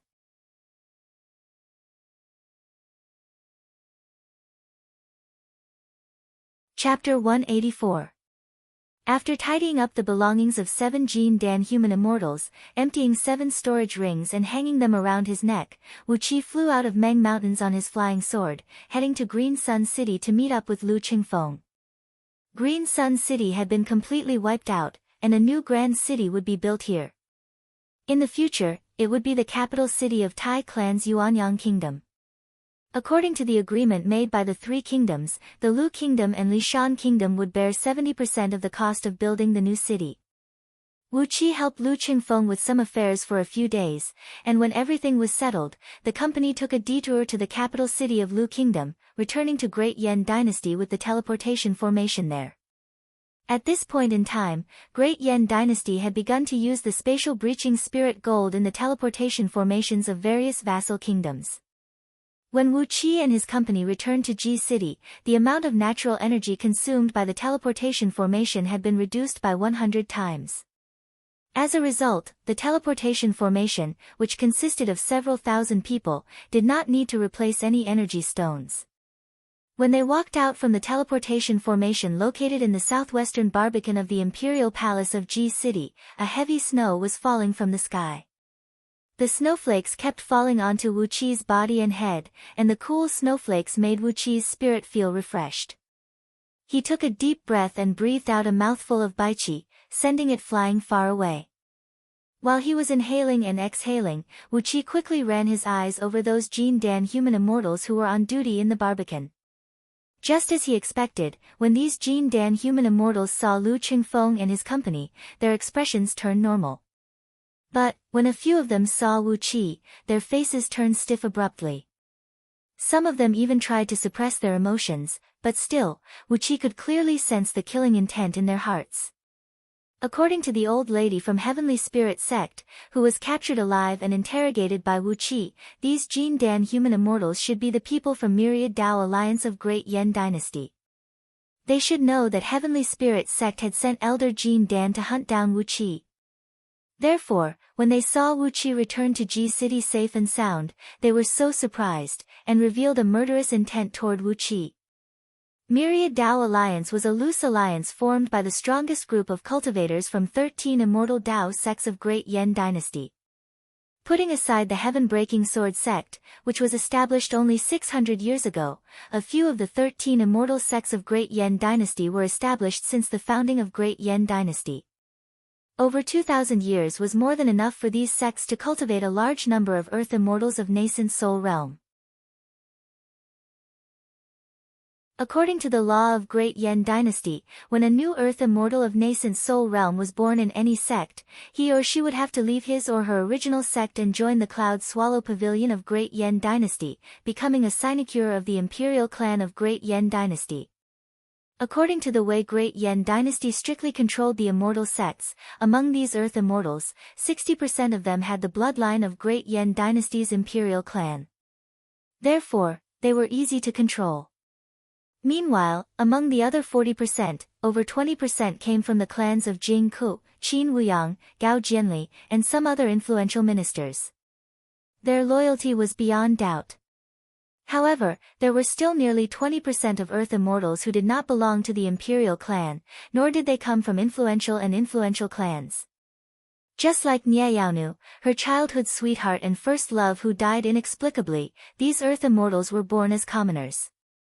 However, because of their outstanding innate talent in cultivation, they were chosen to join the immortal Dao sects. In their sects, they were often suppressed by their fellow disciples who came from the Imperial Clan and influential clans. Some of them were even nearly assassinated.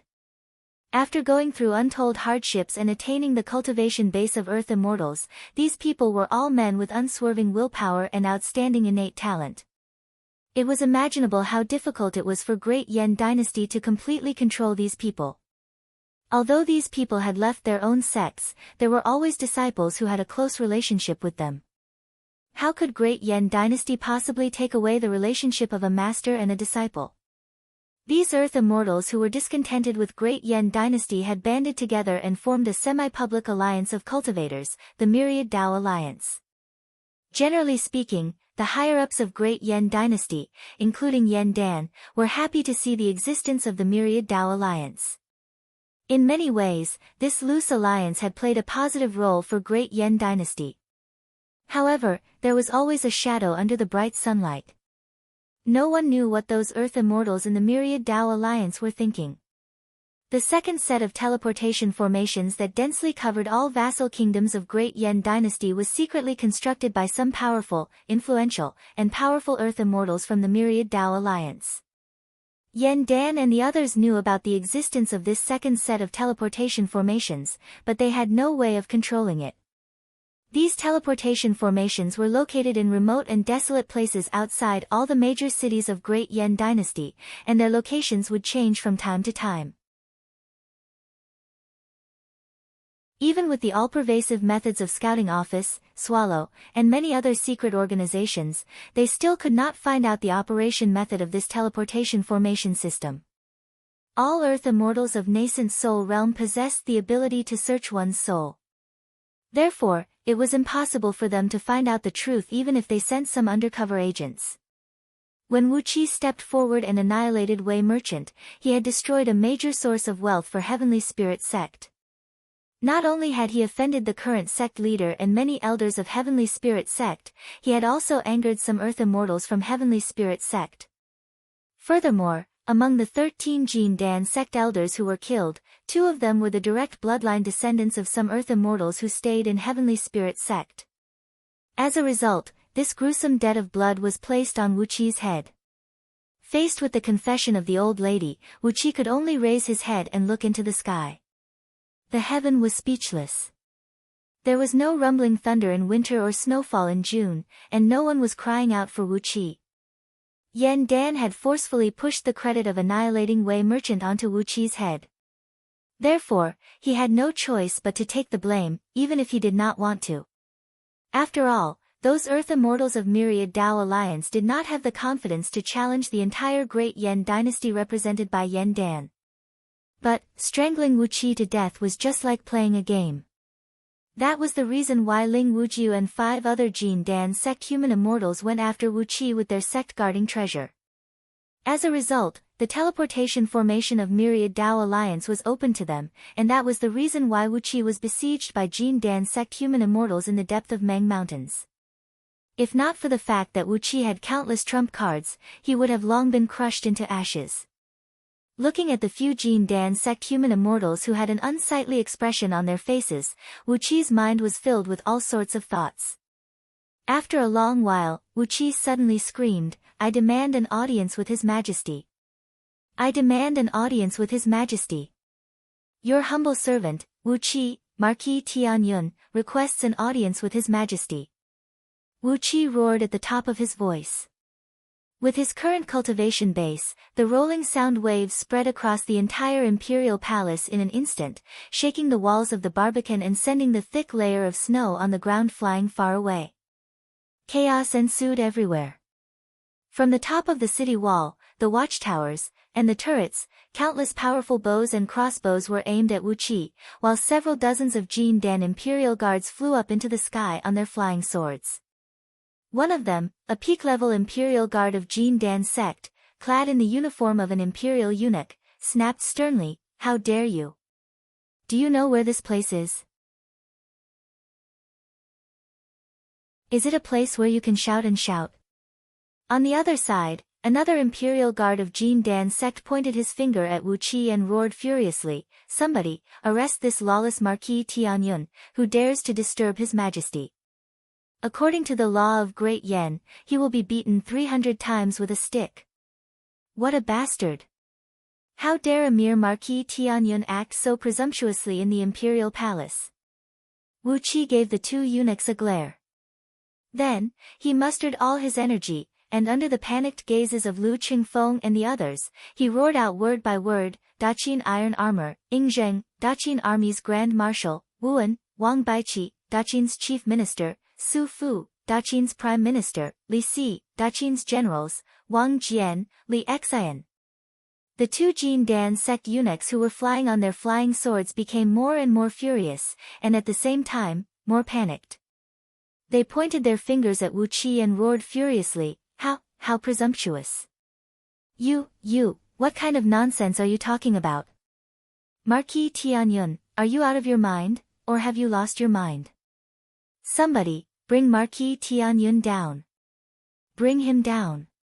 Give him 300 beatings, then find a doctor. Before the scolding of two eunuchs could fade away, a strong gust of wind rolled up from the ground. Yan Dan, Jing Ke, Gao Jianli, and all the core members of Great Yan Dynasty appeared in the barbican. Ma Yi, who was following closely behind Yan Dan, threw a sideways glance at the two Jin Dan sect eunuchs hovering in midair, then cried out sternly, "Get your asses down here. What are you doing up there? Enforce a curfew, and don't allow any unauthorized people to enter or leave this place. Anyone who dares to intrude will be killed." A large group of secret agents of Great Yan Dynasty, who were under the direct control of Gao Jianli, arrived at the barbican. They replaced the guards and took over the defense of the barbican. Apart from Wu Qi and Lu Qingfeng, all the other attendants were driven out of the barbican. When the surrounding area was cleared, Yan Dan came before Wu Qi. With a gloomy face, he stared at him and cried out in a low voice, "What did you say just now?" "Wu Qi, you little rascal, what nonsense are you talking about? You've been away for a few months, and what have you encountered? Are you really suffering from hysteria, or what?" Yan Dan's body was trembling. He clenched his fists tightly and fixed his eyes on Wu Qi. A tremendous pressure was bursting out from his body. Standing next to him, Lu Qingfeng had already dropped to his knees and bowed respectfully to Yan Dan. Meanwhile, Wu Qi rolled his eyes and stared at Yan Dan, clenched his jaws and raised a finger. "Unless your majesty can guarantee the absolute safety of Wu Qi in Great Yan, Wu Qi knows nothing." "What Ingzheng? What 9 dragons cauldron grand magic? What bone horn of Ing dragon? What water spirit cauldron the great?" Yan Dan was stunned. The corner of his mouth twitched a few times, then he said coldly, "Who wants to kill you?" Wu Qi looked at Yan Dan and snorted coldly, "I don't know who wants to kill me in Myriad Dao Alliance, but Heavenly Spirit Sect has sent someone to hunt down Wu Qi. I believe your majesty does not know about this, but I hope something like this will not happen again in the future." Without being urged by Yan Dan, Wu Qi used the most concise words to tell Yan Dan about how he was hunted down by the elders of Heavenly Spirit Sect in Meng Mountains. Of course, he used the spring and autumn period technique to omit a lot of shameful things, such as his secret palace, and so on. Looking at Yan Dan, who had an unsightly expression on his face, he said coldly, "No matter what, Wu Qi has made so many meritorious deeds, and is even conferred the title of Marquis Tianyun by your majesty. Not only that, his fief has been increased, and now, he owns 300 cities south of Huaiyang. Elder Jin Dan of Heavenly Spirit Sect is hunting me, and the nascent soul patriarch of Myriad Dao Alliance also wants my life. I fear that I will be strangled to death by those earth immortals once I step out of the imperial palace. Therefore, I can only beg your majesty to save me." Yan Dan pondered for a brief moment, then nodded his head, smiled and said, "Heavenly Spirit Sect is so audacious to hunt you down. This is the first time I've heard about this. Don't worry, no matter who is the one who has deceived me and kept me from knowing about this, I'll find him and uphold justice for you. But, how did you escape from the pursuit of 12 human immortals of Jin Dan?" Without wasting any time, Wu Qi took out the medallion given to him by Wanying Dragon King and handed it over to Yan Dan.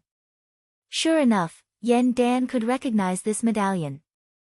He laughed and said, "So, you are the old dragon who refused to take the position of Great Yan Dynasty's sinecure. He, I don't need to tell you. Was he the one who helped you kill those people from Heavenly Spirit Sect? I understand now." Wu Qi was laughing in his mind, "You should know this yourself, but Wu Qi never told me that." After a brief moment of pondering, Yan Dan nodded his head and said, "I understand the cause and effect of this incident. I'll personally warn some people, and they will never touch even a single hair of yours again.